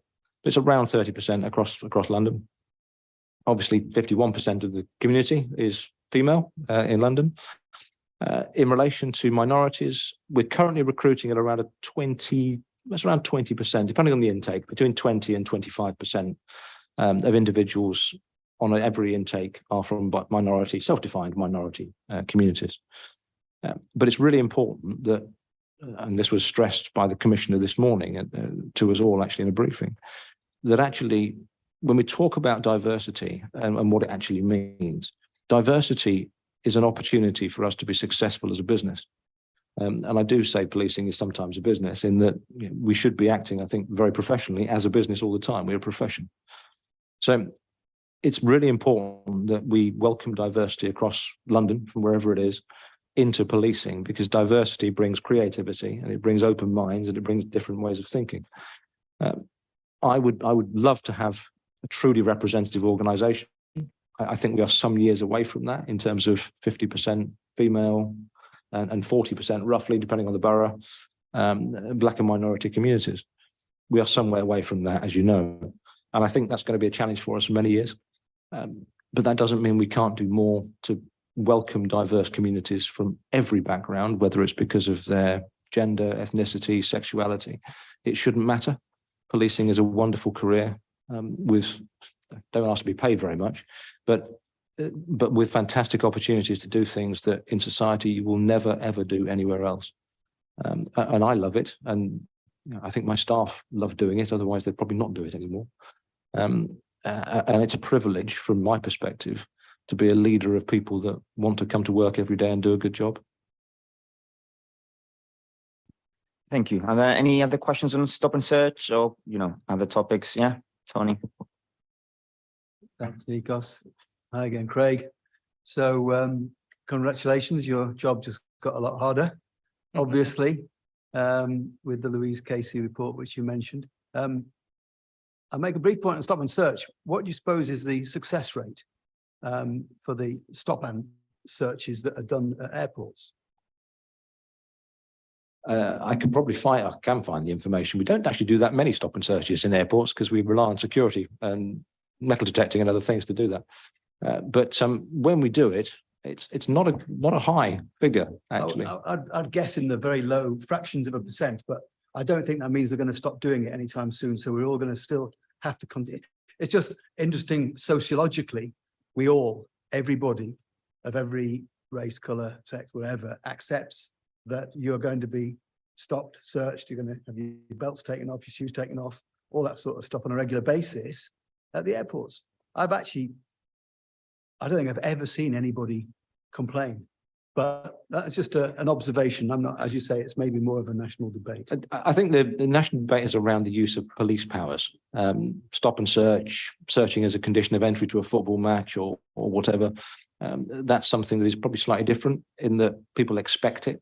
You go to an airport, you expect to be searched because you don't hopefully want to get on with somebody that's got something they shouldn't have gone to an aircraft. But I think it's important to also stress that those powers are different. The power to search. They're still policing officials in a way. In a way, but they're not the police. We've had they're increasing not. risks, of course, with the Manchester bombing and many other things. So I think it's not. That's a sophisticated argument, but I think it's not unreasonable for us to accept that in more compact societies like urban societies we live in, those activities will be more commonplace. But that was a side point. I wanted to stay with Louise Casey, just to put you on the spot. So it felt a bit like when I listened to you last week, which was nice to meet you and your presentation on the turnaround plan. It felt a bit like you're all being asked to sort of patch the holes in the boat while you're rowing it forward at the same time. And now that hole's got a lot bigger because the report, well, I think not entirely unexpected. So obviously, Smoc's plan is anticipating some of the issues that she raised. She seems to have raised them at a much higher level of seriousness and prevalence than at least I thought she was going to do. But she's come up with some good ideas, which I think are useful. And I think it does, and I mentioned this last week, it really worries me. So I've lived and worked around the world. I was born in London. I was at university in London, and I'm now back in London. And I don't think I've experienced such a low level of trust in the police ever, at a broad level. And oddly enough, what worries me less spookily are the Wayne Couzens and the David Carricks, who are terrible, terrible examples. But there was a policeman, I don't know if you heard this story, who lived in a house with a girl and decided to bind her wrists and her ankles together and put tape over her mouth. And that was as serious as it got. But when she complained, he said, well, so who are you going to tell? I am the police. And I've raised this point before at the SMB and other places, that the problem is so old, it was recognized by the Greeks and the Romans, who said, quis custodiet custodies. who polices the police. And that is the base problem here. There is no higher authority that you can go to. If you have a problem with, I've asked a question before, and the answer is, if you have a problem with the police, who do you go? Oh, you go to the police. Well, that doesn't work. One of the things that Louise Casey has recommended is presumably a new independent review body that sits above the police. And I think that may help to resolve that issue to an extent, because power corrupts, absolute power corrupts, absolutely. You cannot have a situation that is healthy where the police are the ultimate authority on everything. There is no higher authority. So that's the first thing she's recommended, which is an independent authority. And I think that's a very useful thing. I don't think she spoke about metrics. I raised metrics last week. So sorry, yeah, I will come to my question. So your turnaround plan in summary is more trust, less crime and high standards. And that's good, but there are no metrics there. How are we going to tell? It's a bit like me saying I'm going to lose weight, take more exercise and be healthier. And then a year later, I'll say, yes, absolutely. I've done all of those. I say, well, what weight were you? I don't know. How many calories? So I think we need metrics. And the final point is the push to working with communities is very laudable. I'm not quite sure yet how you're going to do that. I obviously think that making use of the S&T wall panels and the community links from there is a really good start, but we haven't really quite done that yet. We do have the S&Ts in all the wall panels. We haven't got the messaging out. We haven't got formal messaging. I don't think I've got a message that I can give to residents associations about the turnaround plan. There's an online anonymous sort of like anybody can do it survey thing, which I've done, but I think that needs to be done a lot more. So, so my question, are you getting independent funding for this? Is there any funding, or is it a case of just trying to patch it as you go along? Because it seems that what Louise Casey has raised is right, but this is a very, very large job. It's completely ridiculous, actually, for the Home Secretary to expect the police to do this massive, big transformation of the attitudes, the recruitment, the behaviours of the entire Metropolitan Police at the same time as the day job. So is there any independent funding? And if not, should there be? Good question. There's a number of points there, isn't there? I think if I may just sort of give a bit of background. The Baroness Casey report is really, really a much needed document in setting the metric of where we are. It's important to stress that police ask for it. We asked for it as a document. We invited Baroness Casey to come in without hiding anything and say, talk to our staff, talk to the public, what's happening. That document, 371 pages long, is horrible reading to the vast majority of our staff who want to do a good job and do their level best. It makes for disgusting reading that we as a service treat other people within our service and outside in that way. It's appalling. And we have to accept that report because in that are facts and lived experiences of some of our staff, and we have to change. The turnaround plan was launched before the report because at some point you have to say, right, where do we start? Do we wait for all of these reports? In which case we could be waiting for a very long time before actually anything's done. And the commissioner in his first 100 days launched the turnaround plan. I think it was about day 97, but he launched the turnaround plan and said, right, what do you as a community, London, want to see? And I think the metrics will come out of the next stage to say, well, actually, the community want this. Where are we? Where do we want to be? But you're right, the metrics are important. You raised an important point around governing bodies for police. Actually, there are a number of them, if I'm honest. I'm held to account by local authorities and groups like this. The police are held to account and compared against each other by the HMIC, FRS and the College of Policing, who look at promising practice to see whether or not it's working, and they look at evidence-based practice to see whether or not we're actually making a difference. And then the HMIC FRS come in and look at metrics for crime and say, actually, are you making a difference? And if not, why? And they will do specific types of work based on specific types of incidents. So, for example, HMIC FRS report into violence against women and girls required every police force in the country and the College of Policing to respond within 12 months to their initial report. That report, some of which I wrote, was looking at how we responded to violence against women and girls following the murder of Sarah Everard. And that compared every force in the country. So we are held to account, and then ultimately, of course, we have the IOPC, the Home Secretary also holds us to account, and sets funding. Your question about, is there any additional funding? No, there isn't. I don't believe we're actually setting, you raise an interesting analogy around trying to row a boat forwards when it's full of holes. The boat has been potentially full of holes for some time, and I think we are moving forward. That doesn't mean we shouldn't take stock. I'm not going to put the anchor out because you can't stop policing for 12 months to suddenly do a report and to make change, because oddly enough, you end up with a lot more victims. You don't want that, I don't think. We should be held to account. I think we are held to account. There's lots of things in the press that I'm not going to comment on because it's way above my pay grade. I have personal views around whether or not you should disband the Met and various other questions that are out there. But ultimately, I and my colleagues, Police London and the people of London, I represent a police service, which I believe in. And I believe in the capability and capacity of my staff to make a difference. If I didn't, I'd resign. And it's so important to stress that we have some very, very good people trying very hard to do a great job. We should never stop doing that, because if we do, chaos reigns. And we need to do more. We need to respond to the Baroness Casey review, but it's not about setting an action plan tomorrow.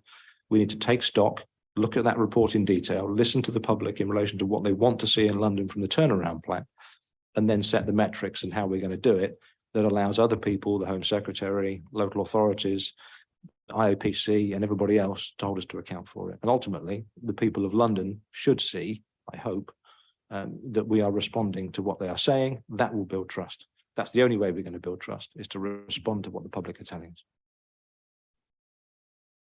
Thanks, Ray. I feel very strongly, I don't know about the people, that you and Sir Mark really should be taking that report to the Home Secretary and saying, we accept this. It's not a case of fix it on the fly or the boat with the holes or whatever. It needs a substantial transformation. You're like me, you've been a consultant, you know, it's not an operational activity, it's a transformational activity. And well, you're talking millions of pounds to execute something like that effectively. And the other alternative would be to not execute it effectively and to not achieve the sort of change which is required. So I feel anyway, that there should be requests from the Met back to the Home Secretary using that report actually to say, yeah, okay, well, help us fix it. Don't just beat us, because just beating you doesn't help, I don't think. If I may just briefly respond to that. So that request has gone in. The Commissioner has very publicly asked for a review of funding. He's spoken very eloquently about austerity and the impact that's had on the Metropolitan Police and more widely across policing in this country. And how we need to actually take stock of what policing funding looks like and how that's spent.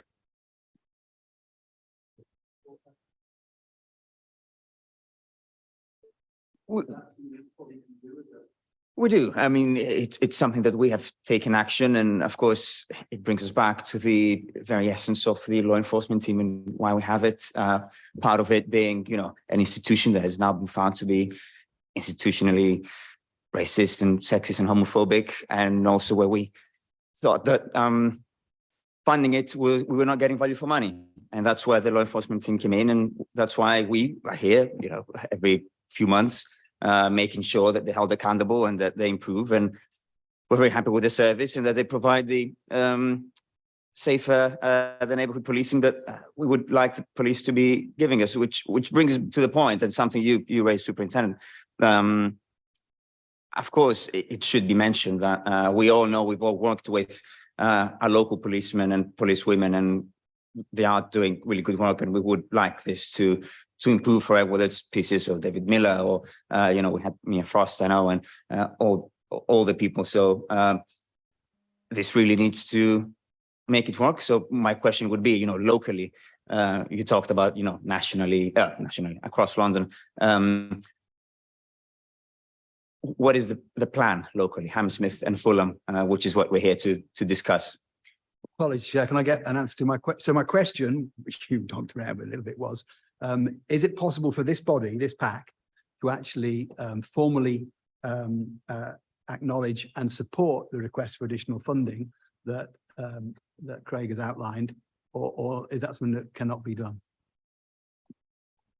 I imagine that will echo the comment. It's not an official request that we can make. It's something that cabinet members can make, and of course we'll provide support as an authority.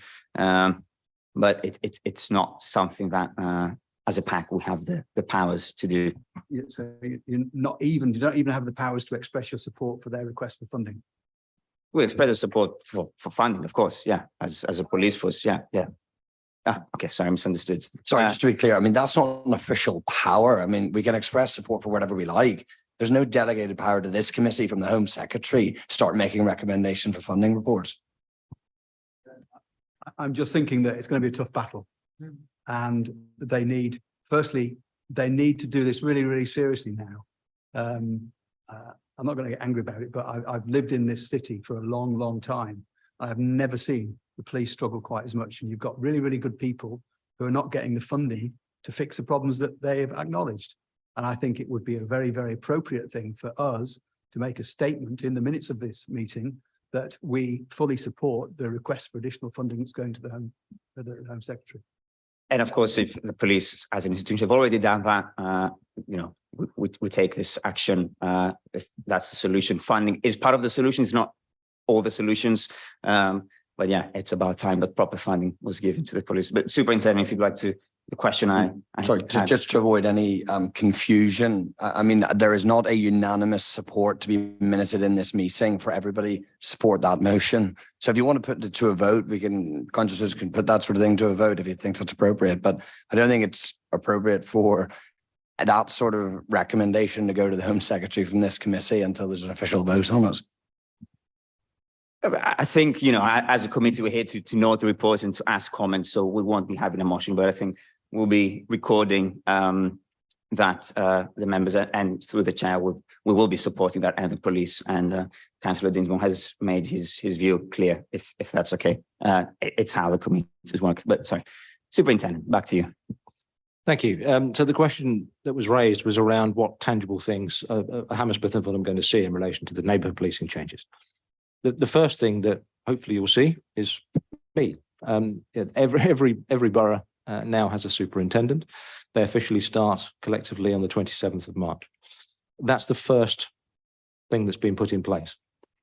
That was to increase, as I've said earlier, the sort of strategic partnership capability of each borough. The next thing that has been agreed by MOPAC very recently is an increase in the PCSO numbers across London. The Commissioner has a 3-year plan for that.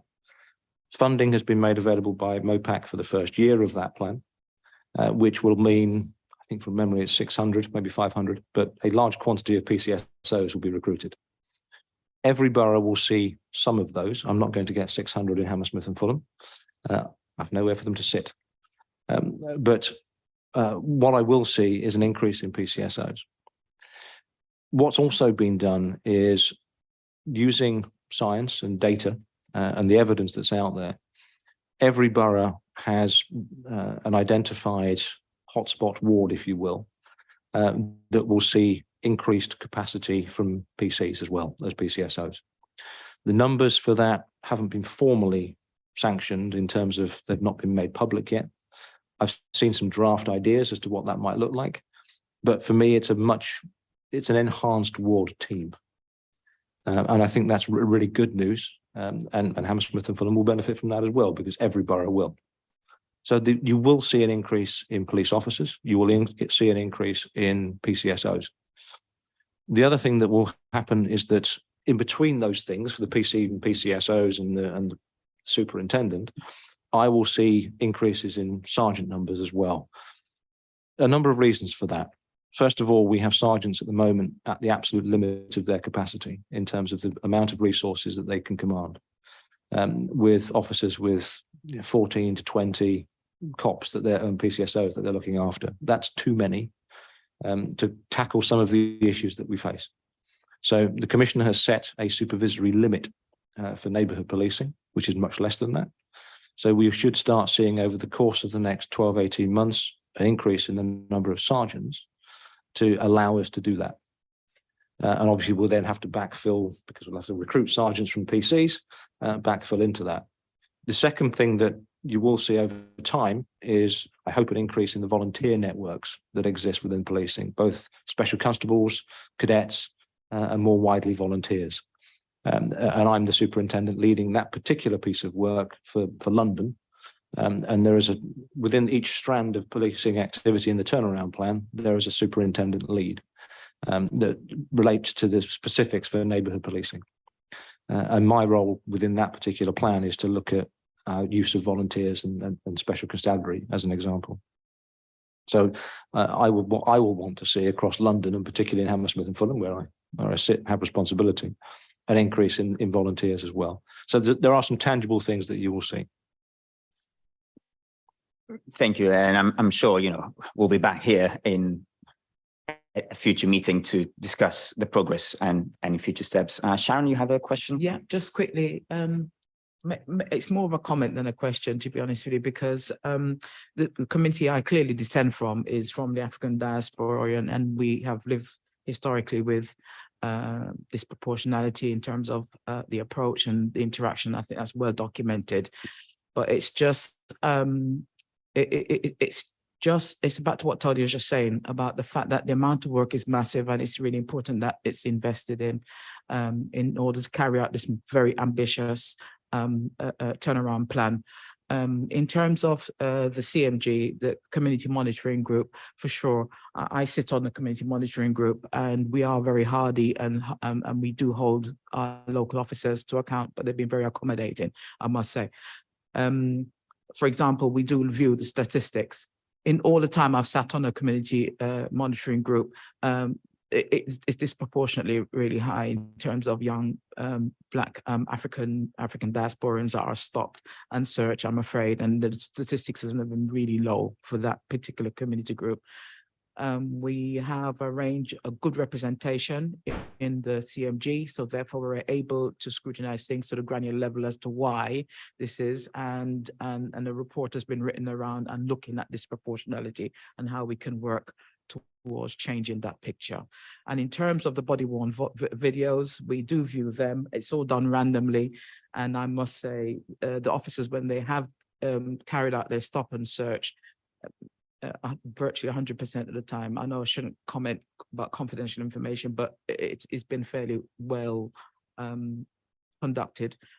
They carry out they do the usual things about the reason for the stop, the law, they quote the act, and also the ending of the stop. And we are the ones that pick these random videos. Maybe I'm lucky, I don't know, but it's been positive. But long story short, just to say, in terms of a question, I guess, in terms of the turnaround plan and the volunteer, and I'm glad you're leading on that, would that involve volunteers purely from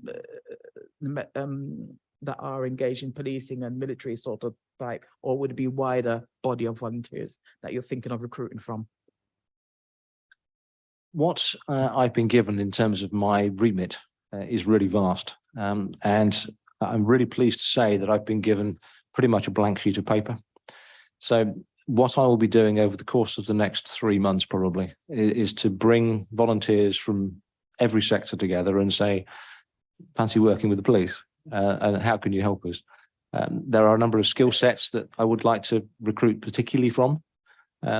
I'd like to see us using volunteers more widely in our management, in peer reviewing, in independent assessment, in coaching, in mentoring, a whole number of different areas where we can potentially use volunteers in a much more diverse and creative way than we currently do.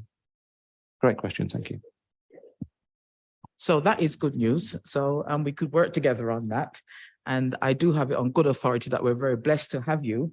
Very, very good authority. It's an organization you've been working with for years, where in your last post, because I'm not going to reveal where you were working, but for sure they're very, very said that we're lucky to have you in our bar as a superintendent. So welcome, and it's a real pleasure. So I can see that I'm hopeful and I'm an optimist, I'm afraid, but I'm a pragmatic person, and I look pragmatically at what we do in the community, because I come from a grassroots perspective, as most of you probably know.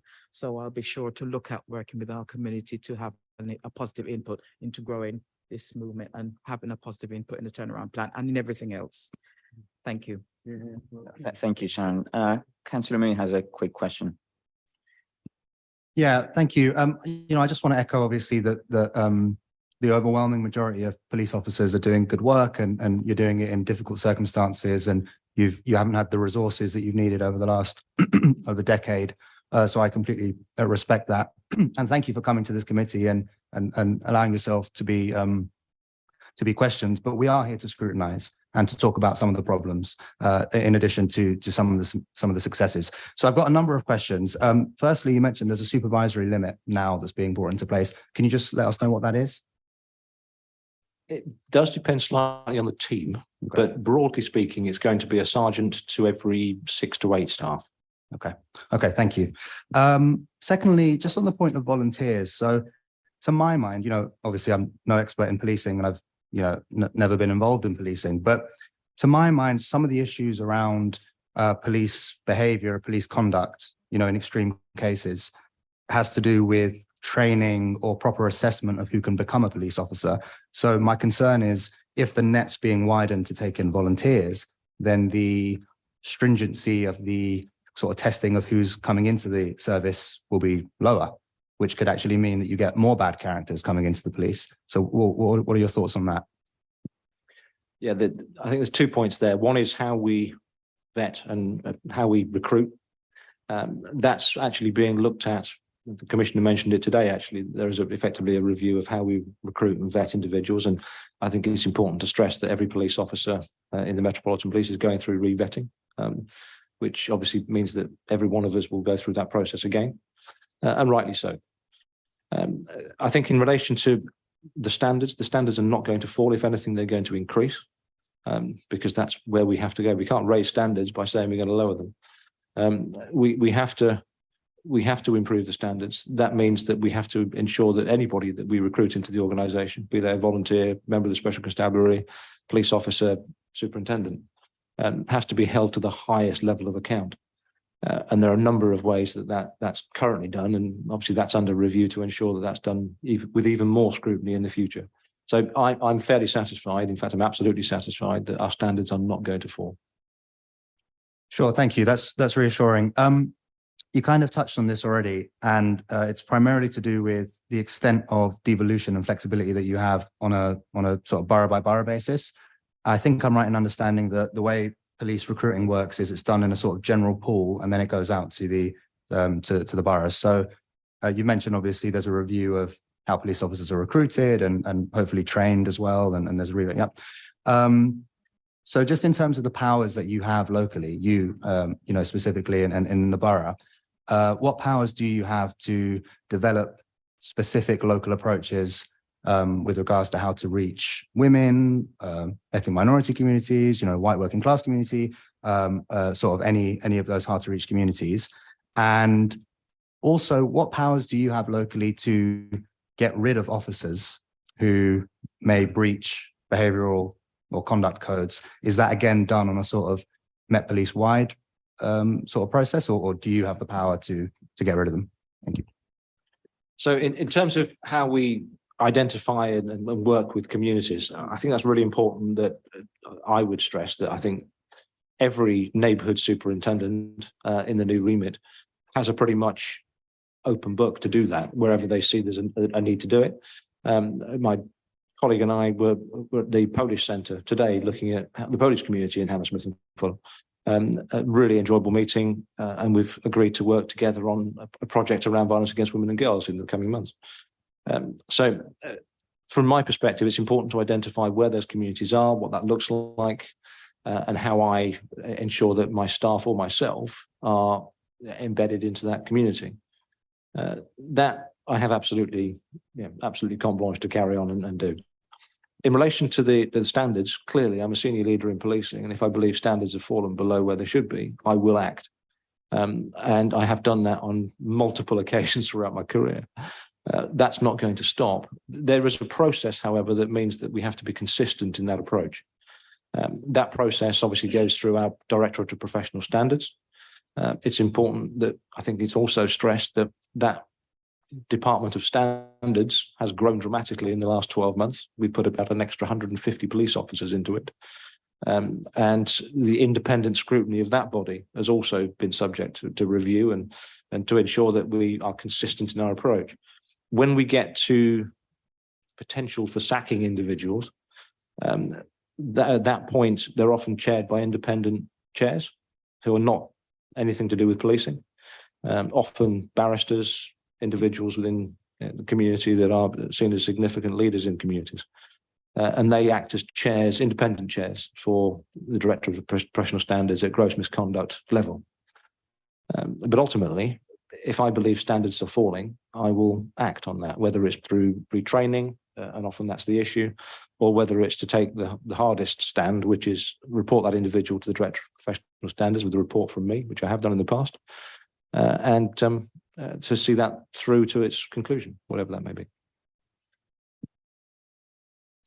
Okay, thank you. And again, this is probably just a sort of national debate question about, but I'd be interested to hear your thoughts. Do you think the sort of the speed at which a police officer can be fired is too slow?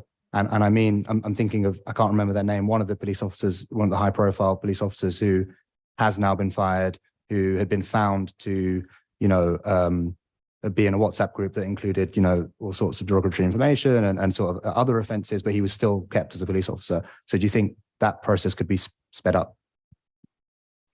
That process is set by something called police regulations, which is statute, is the law. Police officers are not employees, we are Crown servants. That means that we have a set of standards that we have to abide by, and we have a number of limitations that mean that I have to act in certain circumstances, regardless of what I'm wearing, whether I'm in uniform or out of it, whether I'm on or off duty. I have a duty in law to act. If I don't, I can go to prison for quite a significant period of time. So that means that we're not a normal employee, 9 to 5, Monday to Friday. I can be called into duty at any point. I can be called off annual leave. There's lots of things that mean that set us aside, if you like, and make us different to a standard employee. Ultimately, however, we have a set of standards that if we breach them, we should be held accountable to them. If, from my perspective, and I think the Commissioner shares this view, in fact, I know he does, I don't think the process is quick enough. What I do think that, however, is that having represented individuals at police federation level for things like, well, criminal offences, ultimately things like manslaughter at the Old Bailey, the level of scrutiny that's placed on a police officer is much higher than a standard member of the public, rightly so. But that means that we have to protect those officers that are law-abiding individuals where mistakes have been made, whether genuine mistakes, honestly held mistakes, and so on. So I think it's right that the process is speeded up, but I think we are not in a position where we are employees, and as such, we need a process that is fair, accurate, and ensures the officer is dealt with fairly and equitably. But yeah, ultimately, we need to be quicker at it. Thank you very much. I could go on, but do you want to open it up to other people? Sorry, it's just while you're here, I may as well. Just not to segue completely, but just out of curiosity, I wonder, is the Met looking at any lessons from the transformation from the RUC to the PSNI in terms of pretty fundamental policing change? I'm just interested in whether that analysis is going on and what lessons are there. The answer is yes. We're looking across the globe where changes have been made in significant organisations, not just in policing as well, where cultural shifts have been made in other organisations, where fundamental transformation in organisations has been made. I think the reality is we have to learn from all of those places. We are not going to do this. We're an organisation of 50,000 people, roughly. We're not going to do this instantly. We're not going to change overnight.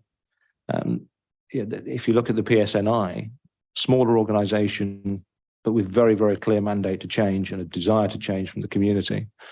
And they did so probably in 2 to 3 years.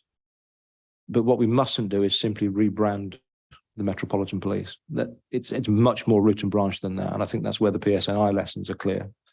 They didn't simply rebrand and reuniform. They changed the way they did business. That's where we need to be.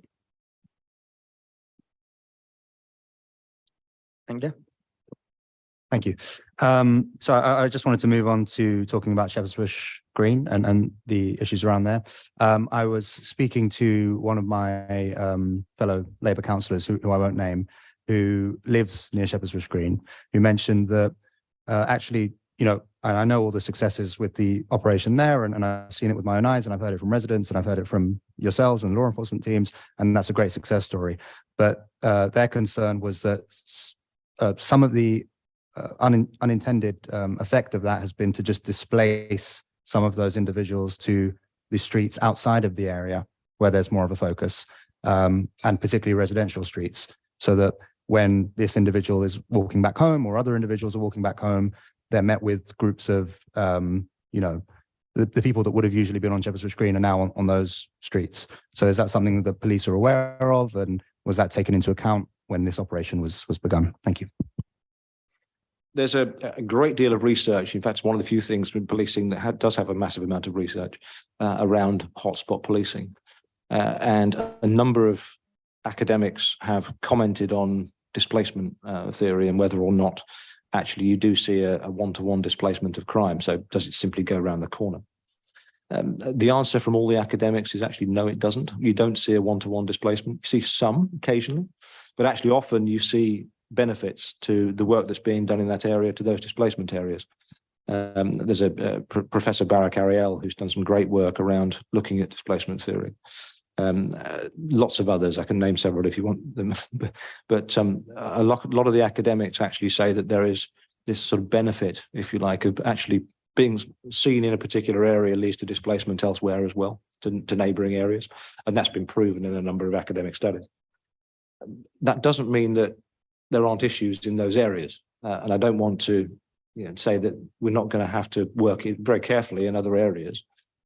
But whether it's as a direct result of displacement or whether it's a direct result of something else, I'm not sure.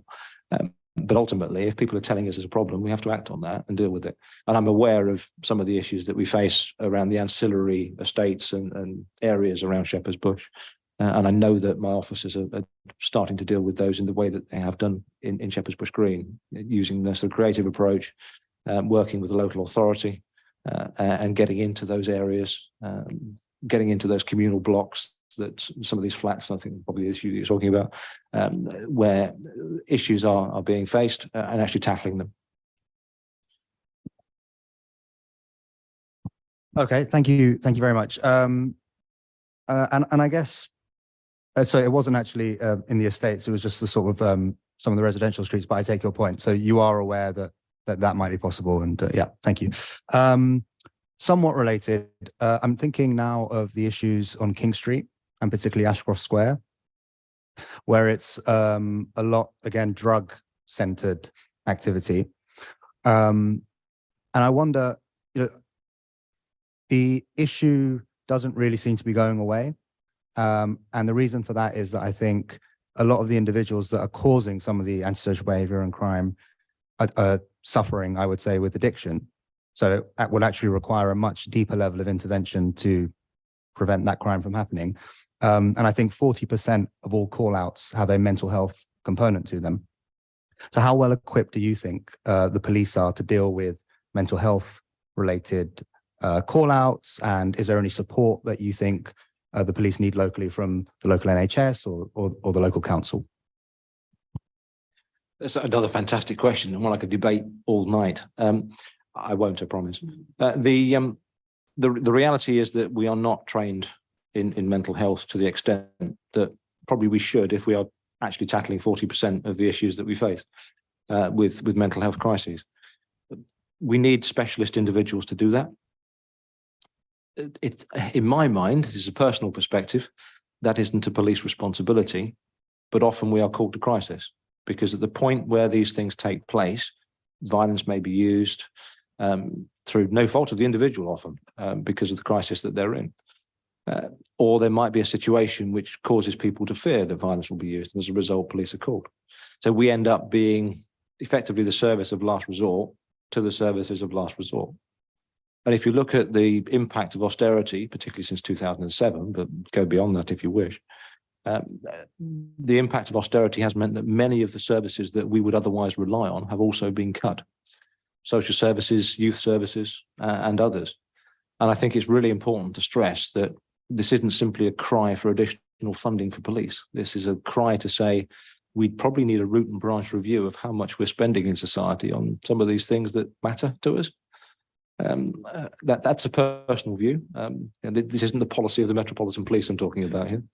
But I know that the Commissioner has very publicly gone on record to say we should not be dealing with the mental health crises because we're not mentally health trained in the way that we should. We get some training, of course we do, in how to deal with things. And there's a lot of work that's being done around, for example, trauma-informed practice across the country. Lancashire Police, the Metropolitan Police and others are doing some great work around trauma-informed practice and training trauma-informed approaches to police officers and others. And that's a multi-agency approach. And I think where we do that, where we get to the root causes of an incident, actually we have to accept that actually is more successful. But that takes time, it takes partnership. If you look at the draft strategic risk assessment, which I've reviewed over the course of the last week, which is an excellent document, by the way, by Hammersmith, that document talks about some of the things that you raised there. It talks about the need to respond in a really more effective way in partnership with others. So the answer is we are trained to some extent, not to the extent that we probably should be, but we are not paramedics, we're not social workers, we're not those things. We are police officers. Our role actually is to enforce laws in society, or to at least set standards in society. So it's a different role. Thank you. And unsurprisingly, I completely agree with your statement about the impacts of austerity on policing in general. I have one final question, forgive me. And it's just something I was talking to my dad earlier, and I said I was coming to this committee, and my dad is a small business owner. He has a business on Hammersmith Road. And he mentioned that sometimes the police call him up and other small business owners and ask him for financial support. And I was just wondering what that was. And that, yeah, and that at some point he maybe, no, I think at some point they came to the shop and they were in uniform and he gave them £120 and it's some kind of a sort of business liaison. Is that a real thing or has he been scammed? I think you may have been scammed. The police officers shouldn't be asking for money from local businesses. My guess is that's someone impersonating a police officer that's asking for money. What I would suggest is if any small business faces any individual in any uniform asking for cash or asking for funds, I would suggest call us because they probably need to be arrested. Sure. So there's no such scheme where local businesses are consulted and it goes to a fund and nope, because it sounded like extortion to me, really. What he described, you know, we'll put more police on the, yeah. Okay. I sincerely hope it wasn't a police officer. I'm sure it wasn't. No, okay. That's all right. Probably someone impersonating. Sure. Well, thank you. Thanks. Well, glad to know that this is not one of the many problems that you have to deal with currently. Are there any further questions or comments?